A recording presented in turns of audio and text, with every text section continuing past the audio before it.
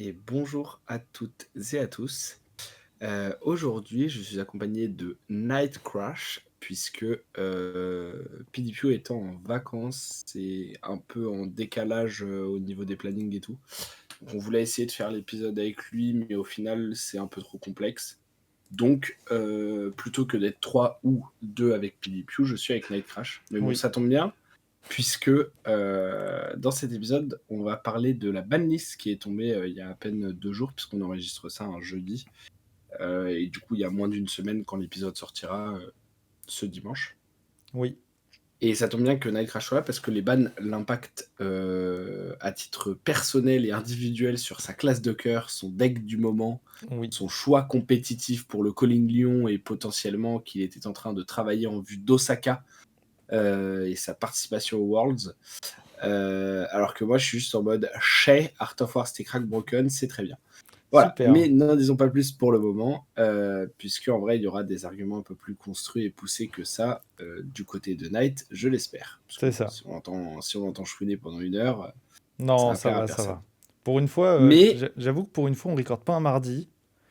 Et en vrai, ça tombe pas si mal. Parce que, bon, au parce que moins, on a eu le mardi, temps de on voir la n'aurait pas eu banlist. le.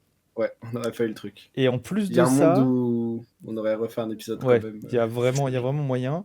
Et en plus de ça, le fait que ce soit tombé hier matin, vu que là, on recorde jeudi soir, ça m'a laissé un peu le temps légèrement de digérer mon sel. Ah putain, vous Donc, l'auriez vu hier à l'Armory, enfin du coup mercredi ouais. à l'Armory, Pouah, Ah, c'était quelque chose. je me suis réveillé. C'était quelque chose. De toute façon, on va vous en parler pendant cet épisode, hein. Mais vraiment, je me suis Mais réveillé voilà. un coup dans le cœur, un assassinat. Donc voilà. En tout cas, du coup, avant de parler de ça, Nate, comment s'est passée ta semaine, à part du coup que tu as le seum, puisque ça on en reparlera, mais est-ce que tu as joué? Est-ce que tu as fait des trucs? Alors du coup, ouais, j'ai joué. Bah justement, comme tu l'as dit, en vue du calling Lyon et de Osaka, j'essaie quand même de me tenir un peu à jour sur un peu de garder des réflexes, etc. Mais bon, tout ça sert plus à grand chose là tout de suite. Du coup, j'ai fait une armory. Mmh. En plus de la fiesta que j'ai fait la dernière fois, j'étais pas dans l'épisode, mais c'est pas très très grave. Vous aviez dit que j'avais joué et tout. Mais du coup, j'ai fait une armory et où Vous j'ai avez joué. littéralement fait un épisode récap Fiesta, Pipiu et toi, non? C'était pas toi et PDPU? Moi, j'ai un doute. Si, Je c'était sais peut-être moi et plus. Pipiu. Je ne sais Je sais plus. Et plus. en vrai, c'est pas grave. De toute façon, Si, c'était peut-être moi et Pipiu. my mind is Bon, c'est pas broken. grave. Donc, C'est pas grave. c'est pas si grave. Ah ouais, Euh, Your Mind is Art of War? ouais, yes, super, What the fuck? génial. Oh là là, pendant cet épisode, vous allez What vous the fuck? régaler. Il va passer son temps à me pique. Ça va être What incroyable. the fuck? Quoi? Putain, Et du banger. coup, j'ai fait une armory. J'ai décidé de faire son au revoir à Zen. Du coup, j'ai joué Dashio. Ouais, voilà. Voilà, parce que j'étais en mode Trop bizarre le bug. Nick the Bee, genre vraiment trop trop bien. Voilà, j'avais même pas envie de. Voilà, donc j'ai joué Dashio. J'ai fait 1-2, vu que maintenant c'est en 3 rounds à Uchrony Games. D'ailleurs, Uchrony Games, on en parlera peut-être à la fin de l'épisode, mais il va y avoir des trucs sympas normalement qui arrivent. Euh, donc c'était cool, ça m'a permis de changer de gameplay. Ma seule victoire, c'est contre le monsieur Kala, et c'était rigolo. Et parce que c'est lui qui m'a prêté le deck. Et c'est sympa aussi parfois de changer de gameplay, et c'est un autre style, donc c'était cool. Voilà. Et en plus, j'ai battu Croissant, donc j'étais content. Et sinon, non, j'ai rien fait de plus. Et toi, Croissant, qu'as-tu fait cette semaine? Moi, je fais 0-3 en armory. Je sais pas, j'ai rejoué Kano là. Et je fais 0-3 la semaine dernière, 0-3 cette semaine. Ça se passe pas très bien. Mais euh, à ma décharge, enfin, en fait, genre, je pue la merde. Je joue trop mal en ce moment. Mais à ma décharge, en ce moment, j'ai plus l'esprit à jouer à Altered et à faire les podcasts et à arbitrer sur Flèche Hmm. qu'à jouer à Flèche. Parce que la méta était vraiment. En fait, genre, sachant qu'il y a Rosetta qui arrivait, que la méta était genre ultra dégueulasse et que de toute façon, j'allais arbitrer à Lyon et que donc, j'avais pas particulièrement besoin de train cette méta et de la connaître par cœur au niveau gameplay et interaction et tout. Bah, j'avoue que je me suis pas vraiment forcé à faire des games. En plus, j'ai pas été là pendant un moment avec les vacances, etc. Du coup, j'ai pas beaucoup pratiqué cet été. J'ai pas vraiment train le jeu ou quoi. Du coup, je sais pas, je me suis rendu compte que je faisais un peu n'importe quoi avec le deck. En plus, je pense que j'ai eu des games où j'ai un peu eu des non-mains. Genre, en fait, je joue contre Dashayo, c'est un mauvais match-up et j'ai un peu eu des non-mains. Après, je Oui. joue contre un Kaio et en fait, c'était un nouveau joueur. Et du coup, je pense que. Enfin, je sais pas comment expliquer, mais je pense que inconsciemment, j'ai un peu genre. Pas sous-joué. Parce que je voudrais pas faire ça et être irrespectueux envers mon adversaire ou quoi. Mais c'est plus un truc un peu de. Enfin, tu vois, genre à un moment, je suis sur un spot où je peux partir. J'aurais probablement dû pas vraiment le faire et continuer à jouer la game tranquille. Je décide de partir. Enfin, tu vois, c'est un peu. Je sais pas, j'étais un peu en mode vas-y, de toute façon, je suis là pour YOLO. C'est dernière Ouais. armory dans le format. Dans 2 semaines, t'as tout qui change entre Rosetta et Laban. Enfin, je sais pas, bref. J'étais un peu en mode vas-y, je joue, je chill. Et la dernière, je joue contre Levia. Et en fait, genre, à un moment, sur un tour, je pioche 4 cartes, dont une que je connais, je pioche quand même 2 rouges. Du coup, je claque genre Ragamuffin et 2 Kindle et je fais 5 de dégâts alors qu'il est tapped out. Et après, je prends genre beaucoup parce que en fait, il fait un tour double Blood Rush. Et genre, sur le tour double Blood Rush, j'ai genre 7 de blocs en main. Du coup, je suis en mode bah, vas-y, on va essayer Ouais. de faire des trucs. Mais genre, ma main, elle est full rouge. Du coup, c'est trop awkward à jouer. Enfin, bref. Voilà. Globalement, je joue très mal en ce moment, mais parce que je practice pas beaucoup. Et du coup, voilà, je fais 0-3. Mais la commune est toujours super cool, les games sont toujours très cool, le jeu est très cool. Donc, en fait, genre, j'ai pas. Enfin, même si j'ai loose, tu vois, j'ai pas particulièrement passé des mauvais moments. Genre, les games étaient chill, tu vois. Mm. Surtout que j'ai joué contre Knight qui faisait n'importe quoi avec Dashayo, du coup, c'était marrant. Oui. Mais j'ai eu Teclo Euh, tour 0. J'ai eu Teclo tour 0, donc c'était bien. Ouais, c'était chill. Non, en vrai, de toute façon, enfin, genre, ouais, cette game. Mais, Donc, euh, mais voilà. Et en fait, enfin, en ce moment, je joue pas mal à Altered parce que j'aime beaucoup le jeu. Et enfin, ça me fait vraiment du bien d'avoir un peu de la nouveauté et tout. Et je trouve que le jeu apporte beaucoup de nouveautés dans le milieu du TCG. Et comme avec un petit groupe de joueurs sur Fab, on s'est chauffé, on joue pas mal à Altered en ce moment et qu'on prépare l'Open d'Angers le 6 octobre. Pour ceux qui s'intéressent un peu au jeu, vous avez sûrement vu qu'il y avait ça, vous avez potentiellement pris vos places et tout, donc moi j'y serai.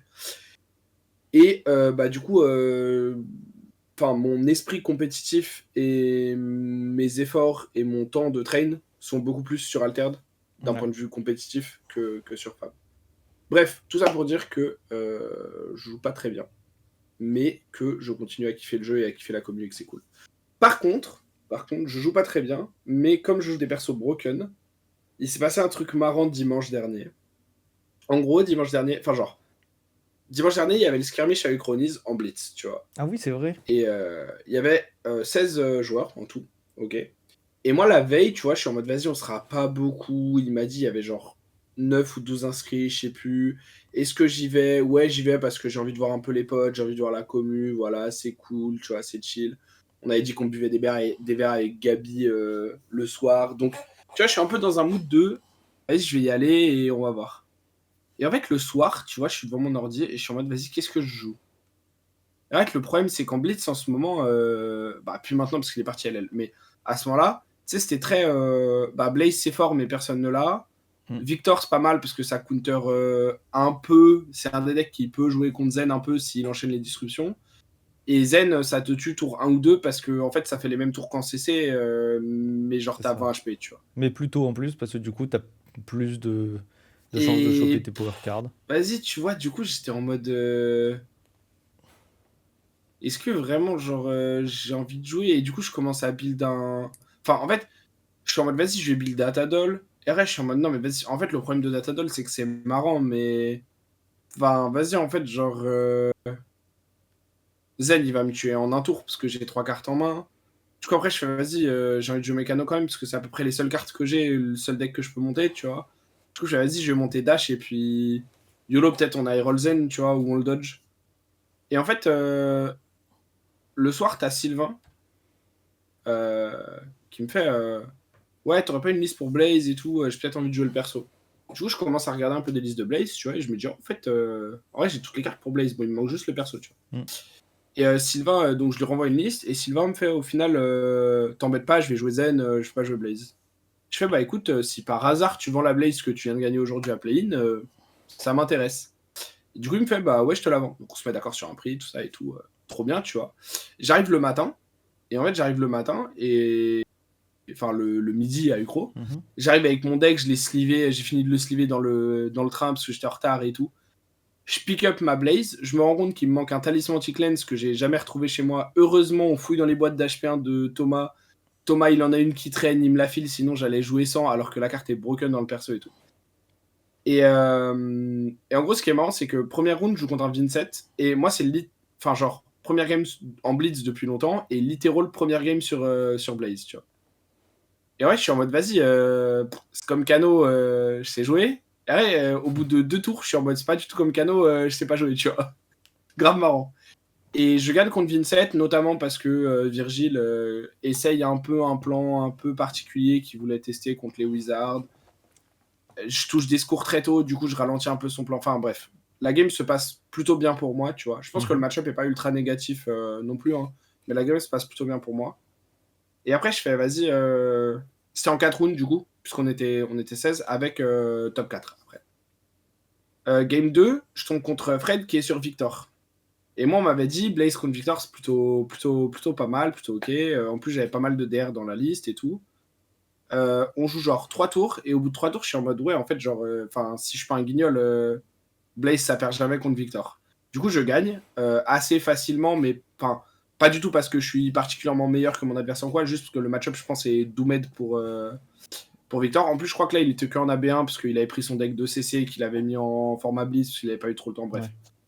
Ouais. Round 3, je joue contre Olivier qui est sur Victor aussi. Et du coup, là, pareil, alors que Olivier, en plus, tu vois, là, pour le coup, il avait AB2, il avait un peu plus pensé au format et tout. Et je sais qu'avec Olivier, on a l'habitude de faire le match-up Gardien Wizard, tu vois. Enfin, en CC plutôt, mais. Ah, le match-up est connu. Pareil, hein. je le fume, mais. Enfin. En fait, genre, il n'y a pas de game, tu vois. Et là, je fais, ouais, ok, je vois. Et en fait, il y avait des zen dans la salle qui traînaient, tu vois. Et vas-y, dernière round, je dodge encore zen. Et je suis en mode, vas-y, ça fait zizi, hein. Et du coup, je tombe contre David, qui vient de battre un des zen que j'aurais pu croiser, donc Sylvain, la round d'avant. Et du coup, David, il est sur Kaio.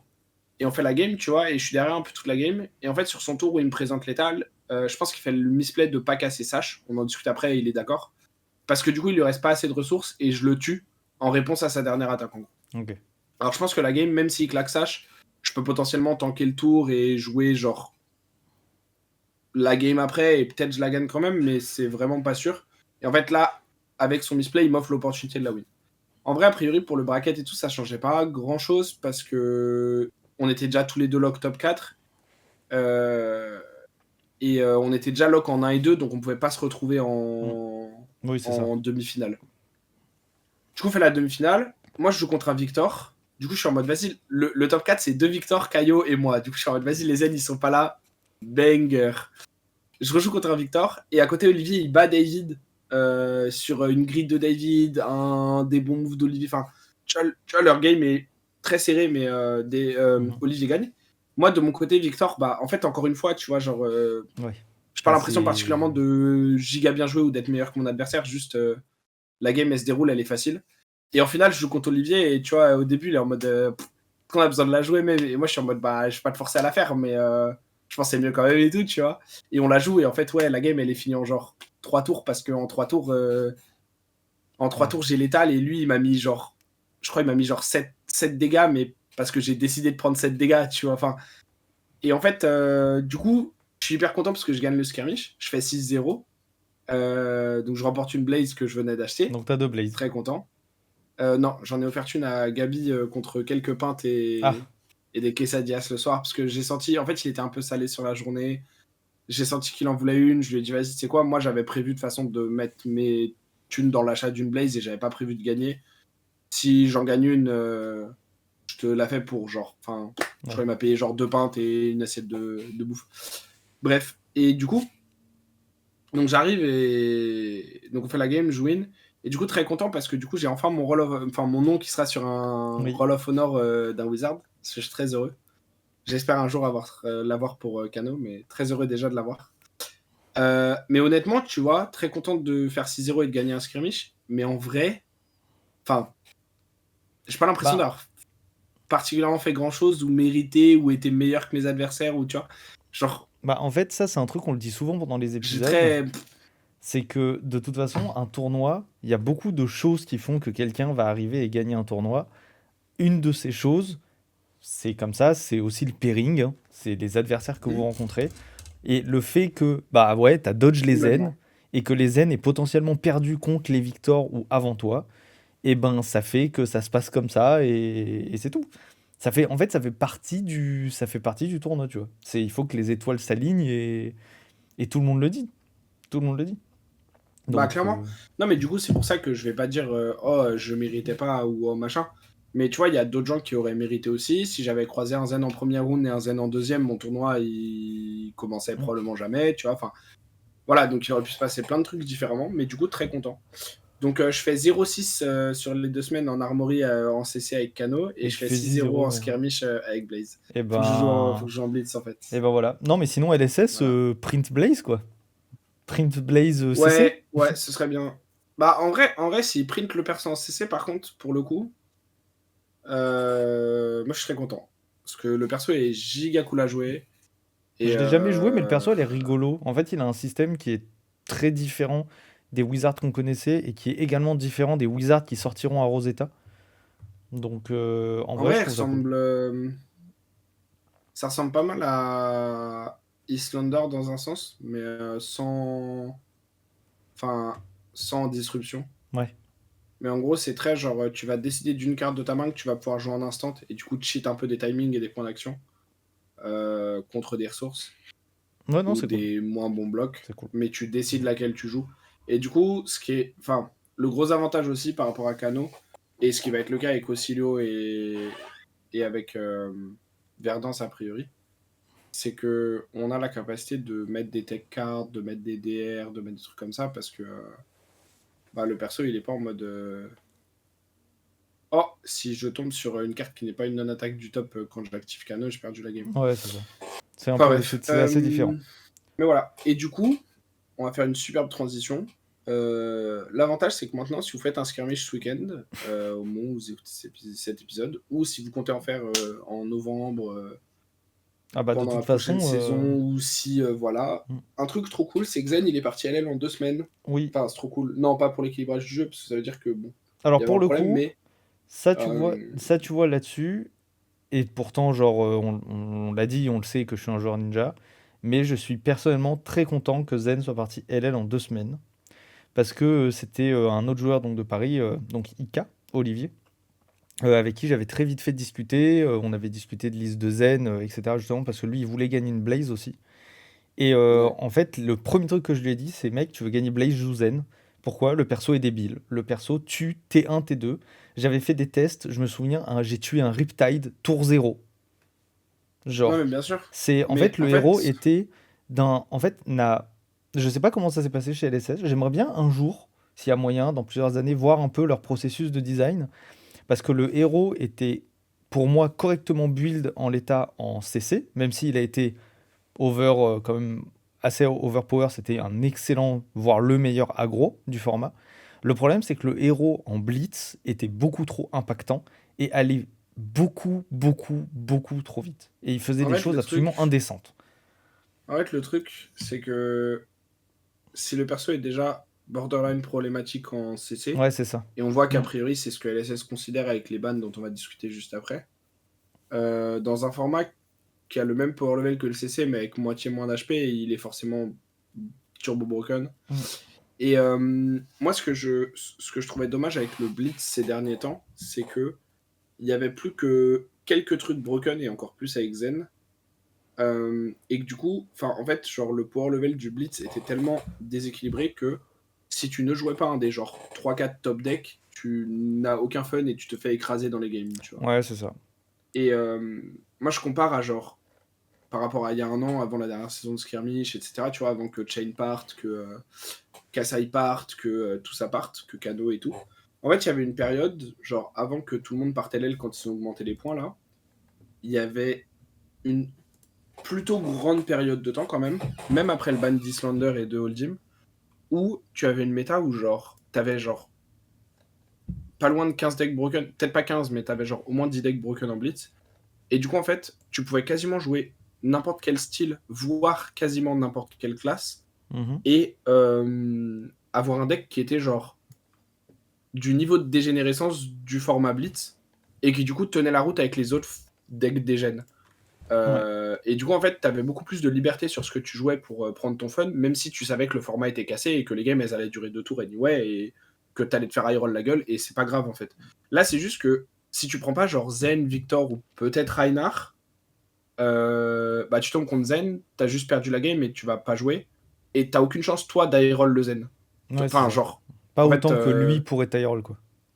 genre, enfin, tu vois, tu vas prendre un autre deck random, mais tu vas prendre ta Enigma, tu vas prendre ta Nu, tu vas prendre. Enfin, tu vois, c'est des decks qui peuvent de temps en temps gagner des games quand même, hein, mais voilà. Oui. Donc, bref, donc d'un point de vue équilibrage, c'est à la fois un peu mal que le deck qui parte LL en 2 semaines, je trouve, de Skirmish, mais bref. C'est une bonne chose pour la suite des Skirmish, Oui. donc ceux de ce week-end, et surtout, j'aurais tendance à dire pour la suite du Blitz, parce que du coup, ils n'ont pas forcément besoin de mettre des bans sur Zen forcément en Blitz, et ils peuvent laisser plus de liberté au format et à des choses. Ils ont dit aussi, pour passer rapidement sur le Blitz, qu'ils surveillaient le format et qu'ils réfléchissent et ils font pas mal de testing pour mettre en place des choses et potentiellement des bans avant la prochaine saison de Skirmish qui aura lieu, je crois, fin novembre. Oui. Alors surtout que pour les gens qui Euh, s'intéressent au Blitz, n'oubliez pas, parce que Zen est passé Living Legends, mais il y a 2 autres héros qui sont passés avec lui Living Legends. Oui, Dash et C'est Braillard. Dash et Braillard, ouais. Donc Dash première du nom, hein, pas Dash IO. Dash première du nom, Braillard et Zen sont passés Living Legends sur cette saison-là. Donc ça filtre un peu, c'est pas trop mal. Et là après, dans les Ouais, plus hauts, c'est Reinhardt qui est à il y a 468. Reinhardt, Et après il y a Dory Blaze qui est qui à est très 407. forte. Il y a Blaze qui est toujours très forte, qui a pris pas mal de Elle a points. pris 135 points. Ce qui Ouais. en soi, je Mais, trouve ça, ouais. Oui, mais correct. bah, 135 points pour un héros qui était pas très disponible et tout, ça montre quand même que le héros est très fort et peut-être un peu borderline problématique dans le format. Mais bref, c'est encore un peu un autre débat. Après, tu devais beaucoup tech contre Zen, donc t'avais pas forcément beaucoup la place de mettre de l'AB aussi, mais je compte pas mal de gens qui avaient pas forcément un gros setup d'AB, Mm. et ça aide pas non plus. Mais du coup, parce que ça fait déjà un moment qu'on parle de notre semaine et du Blitz, on va quand même parler, si tu veux afficher Night, des bans qui ont été faits en CC, puisqu'il y a beaucoup de choses à dire. Est-ce que j'ai vraiment envie de les afficher? Beaucoup de choses à dire. Tu peux ne pas les afficher si tu veux. Je pense que Euh, la plupart des gens à ce stade l'ont lu. L'idée, c'est pas forcément de vous relire tout l'article. L'article Oui. est très très bien. Moi, je trouve il est très intéressant. Il y a plein d'arguments et tout. Donc, allez le lire, l'article de LSS. Pour vous faire pour les gens qui Parce nous qu'il est écoutent à vraiment la cool. limite, parce que du coup je l'ai lu, je peux faire un vraiment un Ouais, vas-y, TLDR. vas-y. En gros, ils expliquent qu'ils veulent ils veulent revisiter les principes de base du design de Flesh and Blood. Donc ils ont mis par exemple là, pour les gens qui regardent la vidéo, ils ont mis dans le Welcome Kit qui donnait aux boutiques au début du jeu, il y avait le principe de design du jeu, réduire la variance, toutes les cartes comptent, etc. Et ils ont fait un récapitulatif de ce qu'ils voulaient changer et comment ils voyaient le design du jeu maintenant. Ils parlent des action points, des ressources, c'est vraiment très Mm. complet. Je vous invite, Ouais. je vais essayer de pas oublier, mais je le mettrai sûrement en description. C'est très très intéressant. Sinon, ça se retrouve assez C'est facilement, hein. ça, Il est ça sur se le retrouve channel simplement. information du Discord Mm, français. c'est Il est ça. sur le site de LSS dans les premiers articles. Vous retombez dessus assez rapidement. Et du coup, une fois qu'on a fini de lire ça, on arrive sur la section où ils disent, et du coup, pour ce design et pour rendre le jeu un peu mieux, et ben on a banni ça. Ouais, alors, en gros, du coup, donc, ban en classique et enfin en CC et en Blitz, qui déjà je trouve est une bonne chose parce que ça veut dire qu'ils enfin, ils savent que genre une carte qui va poser problème en CC, elle est forcément problématique en Blitz. Donc ça Oui. déjà je trouve que c'est plutôt une bonne nouvelle et plutôt un bon signe, on va dire. Euh, Globalement, l'idée, donc les cartes qui sont ban sont Art of War, Bonds of Ancestry rouge, puisque les 2 autres étaient bannis, mais du coup, l'entièreté Tous les bandes là. des couleurs de Bonds of C'est ça. Ancestry. Cashin, Orient of Mystic Tenets, Tome of Aetherwind, Tome of Divinity, Tome of Yandal et Tome of Firebrand. Alors, ils expliquent un peu plus bas qu'il y a certains tomes, comme le Tome of the Arknight, qui sont encore Oui. là. Il y a 4 tomes qui sont restés. On Enfin, il y a expliquera 4, un c'est petit pas peu des tomes. pourquoi potentiellement. C'est pas des tomes qui sont restés, Si. c'est plus 4 livres. Enfin, oui, c'est des tomes, mais en fait, c'est le Gorgonian Tome, le Tome of Imperial Flame, le Tome of the Arknight, et il y en a un dernier, je crois, je sais plus lequel. Il y a un 4e tome aussi qu'ils ont jugé que. Ah oui, non, c'est ça. Et le Tree of a Kind, et Tome of Harvest aussi, Ouais. où ils Euh, expliquent ici pourquoi ils l'ont banni. Globalement, pour dire rapidement pourquoi ceux-là sont pas bannis, parce qu'on dirait que c'est vraiment une purge de l'adro dans le jeu, mais il y en a qui restent.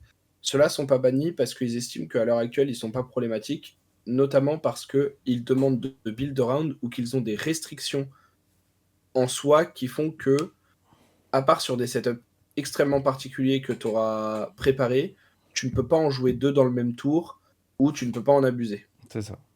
Le problème, effectivement, des autres tomes et des autres cartes de draw qui sont ban, c'est qu'elles faisaient trop souvent un +1 flat en termes de cartes d'économie.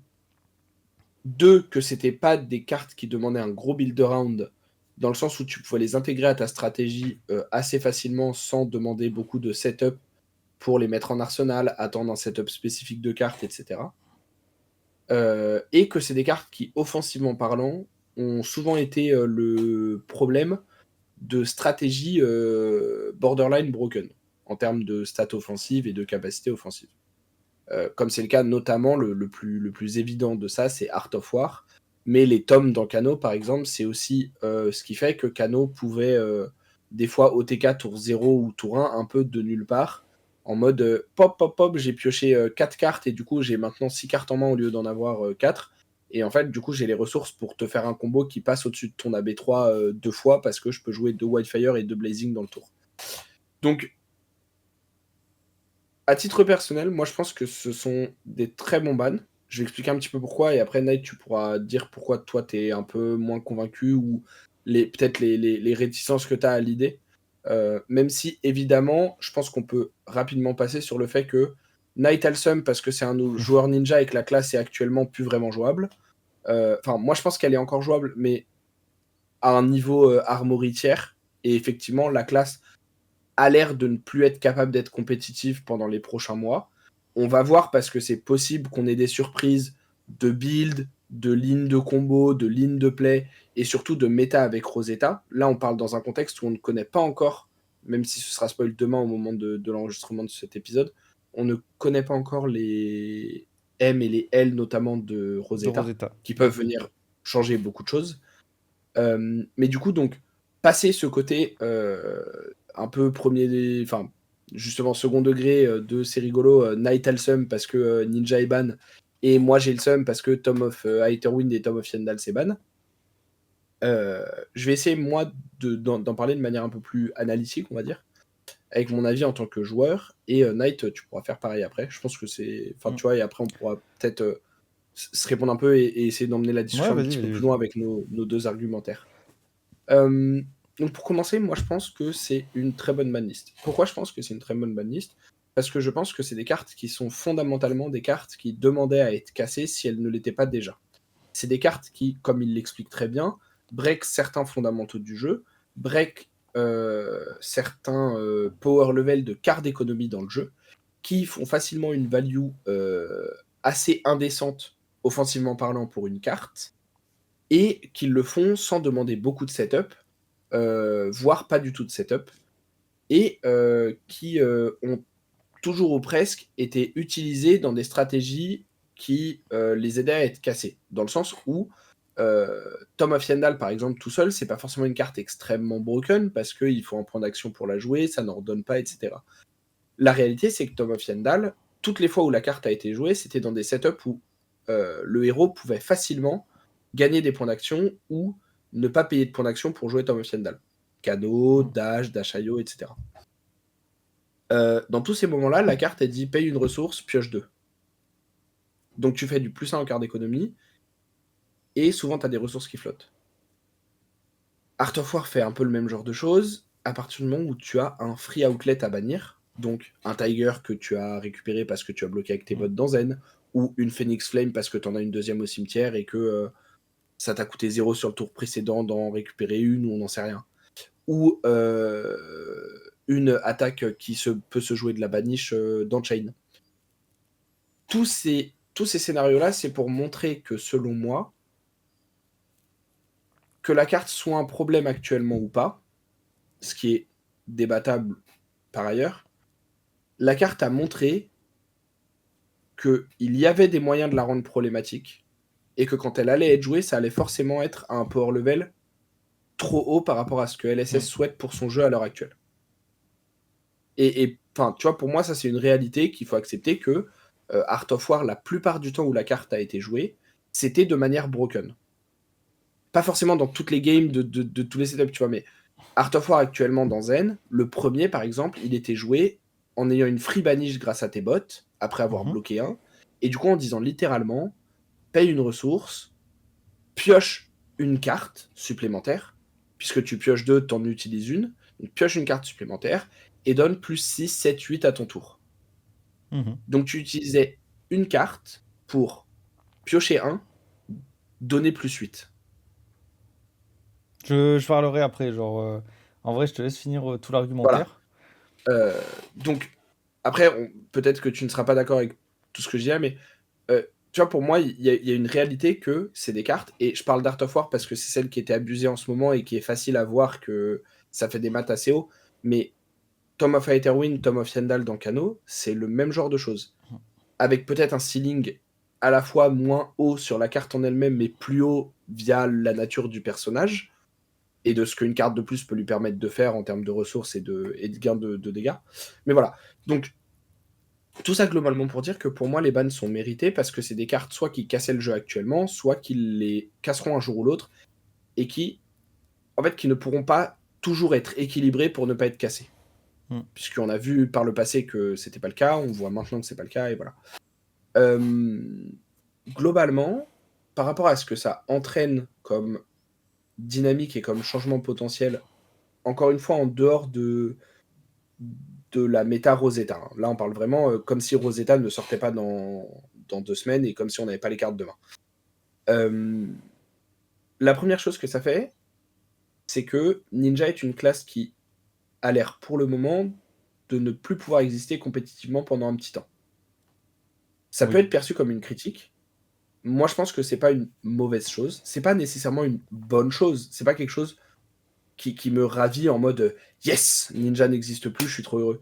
C'est juste que Ninja, ça fait partie des classes qui ont très souvent été le meilleur aggro, très souvent été une classe dominante et très représentée dans une méta, très souvent été une classe qui faisait beaucoup de top 8, voire qui gagnait pas mal de tournois dans les métas où la classe était très présente. Katsu était très bon lors de Heavy Hitters, Zen domine la méta depuis la sortie de Part the Mistveil, Faille depuis Uprising jusqu'à ce que Outsiders donne des très bonnes forces à Katsu et que Zen sorte a été pendant longtemps le meilleur aggro et un très bon deck dans les différentes méta. Et donc, pour moi, Ninja a eu ses heures de gloire et c'est pour moi pas problématique que la classe prenne du retrait en ce moment. Puisqu'on sait très bien qu'à un moment, elle reviendra avec un nouveau héros, avec des nouvelles cartes, avec de nouvelles choses. Et je comprends l'argument de dans un jeu où tu veux te spécialiser, où tu pousses les gens à se spécialiser sur une classe ou sur un héros, c'est compliqué de justifier qu'une classe soit pas jouable pendant plusieurs mois. La réalité, c'est que, la classe, elle est jouable. Elle n'est pas compétitive nécessairement, même si peut-être que des gens vont trouver des builds, hein, mais a priori, elle n'est pas compétitive. Mais la classe reste jouable. Donc si tu veux juste jouer à ton armory, personne ne t'empêche de continuer à jouer Zen en mode Tiger avec des Roar of the Tiger, ou Katsu avec les lignes de combo à l'ancienne de Surging, Whelming, Mugenshi, ou des failles sans Art of War, mais qui sont beaucoup plus value tour par tour, tu vois, avec des Phoenix Morph ou des trucs comme ça. Et si tu veux jouer compétitivement, pour moi, certes, tu ne peux pas jouer Ninja, mais tu peux toujours jouer d'autres agros et garder cette identité d'agro qui faisait pour beaucoup que c'était des joueurs Ninja. Puisqu'il y a des agros qui persistent, selon moi, malgré ces bans, comme Kaio, comme Dash.io, comme Dash.ie, comme là, je prends en compte le fait que Rosetta arrive, mais les Runeblade avec Rosetta, Viscera, Aurora notamment. Bref. Le dernier point aussi, enfin, ou un des derniers points, c'est que comme ces cartes allaient forcément ne pas pouvoir être équilibrées dans le futur, je pense, je suis très content que le ban il soit global maintenant, qu'on banne tout, même les cartes qui n'étaient pas forcément broken à l'heure actuelle, genre Tome of Firebrand ou Kashin, qui posaient pas particulièrement de problème à l'heure actuelle, parce que c'est des cartes qui auraient pu être broken plus tard et qui suivent le même déséquilibre fondamental que les autres cartes de la liste. Donc je suis très content de les voir partir en même temps parce que ça montre que c'est réfléchi et que c'est cohérent. Euh, Donc voilà. La dernière chose que je veux dire avant d'entendre tes arguments, dont j'en connais certains un petit peu parce qu'on en a déjà discuté, et du coup je sais que je répondrai sur certaines choses, mais entre guillemets, une fois que tu auras abordé C'est ça. le sujet, la dernière chose, c'est il y a des absents sur la liste. Blood Rush Below, Codex of Frailty. C'est des cartes où, d'après les arguments qui sont avancés par LSS dans le cadre de cette banlist, moi je suis globalement d'accord et je trouve ça cohérent de ne pas ban ces cartes-là sur la même banlist. Ça ne veut pas dire qu'elles ne devront jamais l'être, ça ne veut pas dire qu'elles ne sont pas très fortes, voire borderline problématiques en ce moment, mais ça veut dire que par rapport à l'argument du plus 1 en quart d'économie ou de l'explosion agressive et offensive de maths générée par ces cartes-là, mais surtout du plus 1 sans besoin de build round ou de contexte, je trouve que Blood Rush Below, en quart d'économie, c'est tout le temps un 0. Puisque tu ne peux pas cheat le fait de discard. Ouais. Codex of Reality, c'est pas build round, mais c'est dépendant d'un certain contexte pour ne pas faire du -1, enfin pas du -1, mais enfin pour faire ton plus de dessus, c'est-à-dire récupérer une carte et avoir le ponder sans avoir discard. Il faut soit que tu aies joué beaucoup de cartes avant avec des go again, soit que tu aies beaucoup eu l'opportunité de bloquer, etc. Donc il y a quand même des scénarios à atteindre pour que Codex puisse faire son plus 1. Et c'est un plus 1 qui est delay, puisque le ponder, tu ne peux pas t'en servir tout de suite de la carte, et que le ponder, c'est pas forcément une carte que tu vas toujours pouvoir ou vouloir Arsenal, donc c'est pas toujours un plus 1, même quand tu as le scénario qui est mis en place. Encore une fois, ça veut pas dire que Blood Rush Below ou Codex of Frailty, pardon, sont pas des cartes extrêmement fortes et d'un power level pas très loin de celui d'Art of War ou de Kashin ou de Tome of Yendal, voire peut-être au-dessus pour certaines de ces cartes. Ça veut dire que dans la philosophie de pourquoi ils bannent toutes ces cartes qui piochent maintenant et de pourquoi ils ne bannent pas celle-là, je peux y trouver un argument cohérent et une logique, et je suis assez d'accord avec. Maintenant, il faudra quand même surveiller ces cartes-là, ainsi que d'autres, pour pas qu'on me tombe dessus comme certains pourraient le faire. Il faut aussi surveiller des cartes qui ne disent pas draw et qui ne disent pas book dans leur nom, mais genre Aether Wildfire, genre Stormstriders, genre Scabskin, qui sont des cartes qui, pour moi, d'une autre manière, cassent un peu des fondamentaux du jeu aussi, et devraient peut-être être un peu regardées de plus près. Voilà, j'ai parlé Ok. pendant longtemps sur Non, ça tout va. ça, mais parce que je pense que la ban est grosse, Franchement, qu'elle... comparé à d'habitude, ça va. Tu as écourté. je pense... Mais en fait, je pense que c'est important parce que je pense que la ban est grosse. Je Oui. pense qu'elle apporte des changements fondamentaux dans le design et dans la vision de leur jeu de LSS. Et j'ai vu un tweet d'ailleurs, et je finirai là-dessus avant de te laisser la parole et qu'on rééchange plus tard. J'ai vu un tweet de quelqu'un qui disait « Je pense que c'est la meilleure banlist qu'on ait jamais eue, parce qu'on n'était pas loin de prendre la même route que Yugi avec du power creep et des trucs toujours plus combos et plus forts, et avec lesquels l'adversaire au final ne peut pas interagir. Et si tu appliques ton game plan, c'est que l'adversaire ne peut pas appliquer le sien et a perdu. » Et je suis très content parce que je trouve que tous ces bans-là, c'est effectivement des cartes qui poussaient plutôt dans cette direction. Et là, on revient à un truc qui est plus quand même centré au tour par tour, au grind, aux petits avantages que tu vas prendre à mieux jouer tes cartes que l'adversaire ou à mieux bloquer, etc. Et je suis très content parce que je pense que c'est ça fondamentalement ce qui fait la force compétitive de Flesh and Blood en termes de jeu, qui lui permet de réduire la variance, etc. Et là, je trouve qu'on commençait à s'en éloigner un petit peu, et Zen, c'était vraiment enfin, tu vois, l'outliers de ce truc-là. Parce que quand tu es capable de faire de manière semi-régulière des tours à plus de 42 dégâts, qui juste ne laissent pas d'opportunité à l'adversaire de gagner la game parce qu'il n'a pas le choix sur ce qu'il fait et il perd, je pense que c'est pas sain pour ce qu'on veut que Flesh and Blood soit. Ok. Voilà. Déjà, je vais commencer par un truc très simple sur cette banlist. Il y a une carte dont je parlerai pas parce que je suis absolument et entièrement d'accord avec son ban. C'est Bones of Ancestry. Cette carte est une aberration dans son design depuis qu'elle est sortie dans Outsiders. Tout le monde l'a dit. C'était un délire. Cette ligne Bones Dishonor, elle était ultra flavor, mais elle était d'une puissance inégalée dans tous les agros que j'ai pu voir dans tous les TCG. Donc cette carte, on est entièrement d'accord.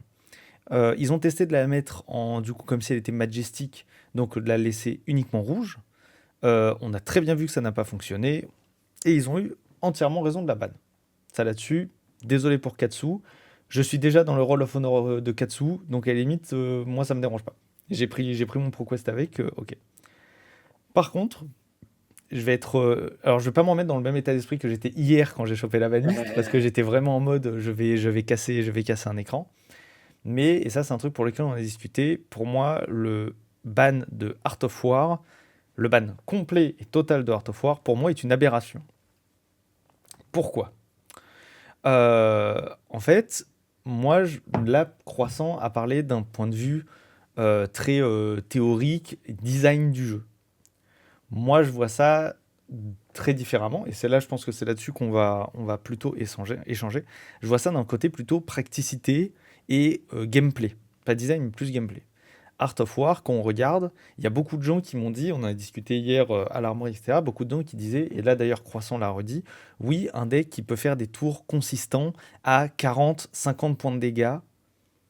Bon, alors déjà, c'est pas vrai. Le deck ne fait pas toutes les games des tours à 40. J'ai dit semi-régulièrement. Semi-régulièrement. Semi-régulièrement, j'ai pas dit qu'il le faisait tout le temps. Alors, Mais pour moi, le simple fait qu'il puisse le faire, et qu'il puisse le faire sans vraiment de setup, mais juste genre natural, des fois tu as une carte en arsenal, t'en draw 4 et tu peux faire 40, pour moi c'est problématique pour la philosophie du jeu. alors, je suis pas d'accord. Mais Alors non, je suis pas d'accord sur un truc, mais ça je dis ça en tant que joueur ninja, tu peux pas faire ça natural à moins d'high roll en fait. C'était purement du high roll. Pourquoi? Et c'est là où oui, mais vous c'est un allez high roll qui comprendre ce que je veux existe dans le dire. jeu, tu vois. Justement, c'est là où vous allez comprendre ce que je veux dire. Pour moi, le plus gros problème de Art of War, c'est qu'on pouvait faire 2 Art of War. Et ça a toujours été le problème. C'est-à-dire que quand, en tant que joueur ninja, c'est une situation qui s'est très souvent présentée à la table, c'est quand on fait un Art of War, l'adversaire réfléchit. Quand on fait un double Art of War, l'adversaire souffle. Et ça, je le comprends entièrement. Je comprends entièrement que high roll des tours double Art of War, c'est d'une débilité sans nom. On l'a vu d'ailleurs, je crois que c'est au Pro Tour Amsterdam, où une game, c'était Brody qui était cast, où lui, du coup, jouait Zen, et où justement, il a fait un tour Ancestral Harmony, double Art of War, et le tour est monté à genre 55 ou 60. Et ça, je suis entièrement d'accord avec les gens, c'est pas quelque chose qui devrait arriver en fait. C'est pas un truc qui devrait arriver. Moi, mon plus gros problème, outre le fait qu'ils aient banni le Orion of Mystic Tenets, genre, ok, super, genre, pourquoi La carte dit plus 1 garde économique quand t'as transcende en fait. Genre c'est le même raisonnement que les autres. Oui, avec l'interaction du Kasaya, je suis d'accord avec l'interaction du Kasaya, sauf que du coup, c'est potentiellement quelque chose qui du coup est de leur part mal designé de base, parce que quand on a vu les 2 cartes, on s'est dit directement que les cartes avaient été designées ensemble, ça se voyait, mais bon, ça à la limite, le Orion, beaucoup de listes ne le jouaient pas, c'était clairement pas obligatoire de le jouer, ça donnait juste une possibilité de high roll supplémentaire que je peux comprendre. Moi, mon plus gros problème avec cette banlist, c'est que même si Zen est encore potentiellement jouable, et encore vraiment, j'en suis pas sûr. Vraiment, j'ai des très très très gros doutes là-dessus. D'un point de vue semi-compétitif même, c'est-à-dire que prendre le deck pour s'amuser, ça peut le faire, mais là, je sais qu'il y a de fortes chances que pour Lyon et Osaka, que je ne puisse absolument pas le jouer. Et en fait, Art of War, c'était une carte qu'on avait vitalement besoin pour passer certains decks. Et en fait, je le vois parce que là, je prends Zen sans Art of War, je ne pense pas qu'on puisse passer Enigma. Ou alors, en tout cas, j'ai un doute. Par contre, je suis 100% sûr qu'on ne peut plus passer Nu, on ne peut plus passer Victor, on ne peut plus passer Dorinthea Decimator. Tous les decks en fait, qui vont vouloir nous fatiguer, on ne peut plus les passer. C'est impossible. Parce que même s'il y a des gens qui n'aiment pas jouer contre des decks aggro, c'est quelque chose que je comprends entièrement. C'est pour moi, et ça on en a parlé, dans les TCG, pour moi c'est un archétype qui se doit d'exister pour éviter de retomber dans certaines métas, dans des métas très très lentes, voire trop lentes, type méta Hold'em. Pour ceux qui l'ont connu, où Hold'em c'était vraiment vraiment compliqué. On avait un bon win rate avec Faille à l'époque, mais Hold'em était genre au départ de Prism OG, donc Prism première du nom, c'était vraiment très très très très complexe de passer le Hold'em pour toutes les classes, parce que la méta était beaucoup beaucoup plus ralentie, même si à ce moment-là on avait Faille qui pouvait quand même jouer des Heart of War. Là, le fait qu'on n'ait plus Heart of War, c'est-à-dire qu'actuellement pour moi, il n'y a plus d'ultra aggro dans la méta. T'as parlé de Kaio, t'as parlé de Dashio. On peut prendre tous les decks aggro qui existent actuellement dans le format. Aucun n'a le même gameplay que Ninja. Parce que ce que beaucoup de gens oublient, c'est que la particularité de Ninja, ce qui fait sa force, c'est pas de faire 3 ou 4 attaques, c'est de faire 6 ou 8 attaques. Et c'est ça la grande particularité. C'est ça qui fait la force de Ninja, c'est les petits coups de poignard qui arrivent 1-1-1-1-1, comme on le voyait avec Katsu, etc. Donc, en fait, moi, ce qui me désole, c'est vraiment le fait de me dire, ben juste en enlevant Art of War, mais surtout sans rien avoir d'autre derrière, parce que c'est pas comme si Art of War était une carte qu'on pouvait remplacer dans les decks aggro. La carte est irremplaçable, parce que la carte nous donnait justement la force de ce qu'est aggro. Ça veut dire des tours à peu près consistants si on se fait pas disrupt, et 1 ou 2 tours où justement on va avoir un gros edge et on va pouvoir faire des tours à 20, 25, 30. LSS a sorti beaucoup de cartes pour contrer cet Art of War avec le temps. Je pense normalement, tu vois, tu as parlé de Kaio. Kaio Reinhardt, ils ont quand même sorti le Sculling Flashbag. Et en fait, Art of War, en jouant Ninja, on sait pertinemment que notre premier Art of War, il va vraiment pas être terrible, parce qu'il y a ce Sculling Flashbag. Du coup, il faut du setup, il faut préparer la main, il faut se préparer un minimum, il faut vraiment vraiment faire attention dans ce genre de truc. Donc, pour moi, ça allait clairement. En tout cas, dans ce genre de match-up, c'est pour ça d'ailleurs que les match-up Kaio Zen, c'était du 55 Zen, je pense, 55-60 Zen, c'était un truc comme ça. Genre Kaio était vraiment pas mauvais dans le match-up. Par contre, pour moi, ce qu'ils auraient dû faire, et ça c'est purement mon avis, je suis d'accord avec le fait que le principe de cheat, comme tu le dis, le Art of War, c'était trop fort. Du coup, potentiellement, juste bannir les bots en fait. En fait, pour moi, bannir les bots de Zen et bannir évidemment les bots d'Ancestry, mais ça je l'ai dit au début de quand j'ai commencé à parler, parce que Mod Ancestry est une aberration. Enlever les Striders aurait permis justement de bypass un peu ce truc de ah, j'ai un Art of War en main ou un Art of War en arsenal, c'est le tour où je bloque avec les bots et la tête. Parce qu'au final, c'était ça le gros problème avec Zen. C'est qu'en fait, ça, on le voyait quand on était en jeu. C'est-à-dire qu'on était là, on mettait notre arsenal, notre adversaire faisait une attaque, on mettait la tête, les bottes, et le mec qui nous regardait, il faisait ok, t'as Art of War. Et c'était toujours ça en fait. Et c'était logique. C'était le pattern précis de comment on partait avec Zen. C'était vraiment ça. On récupérait notre chi, on prenait notre tigre, on faisait notre main de 6 cartes et on partait en cacahuète. Le fait d'enlever ces bots, je pense, aurait largement suffi à baisser le power spike de Zen, tout en enlevant les Bones of Ancestry. On se serait probablement plus orienté dans ce que LSS voulait faire de Zen à la base, parce qu'on aurait dû s'orienter sur un gameplay beaucoup plus tailleur, mais qui aurait pu quand même faire quelque chose dans la méta qui arrive.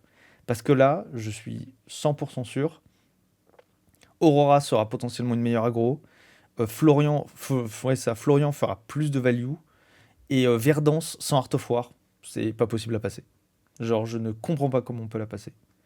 Je suis probablement délu, mais en sachant que je suis probablement triste, parce que je joue Ninja depuis 3 ans. En fait, j'ai toujours joué Ninja, sauf au tout début où j'ai joué Chain, mais sinon j'ai toujours fait Fai, Katsu et du coup Zen. Et là, c'est-à-dire que potentiellement Lyon, je suis en train de regarder pour revenir sur du Runblade.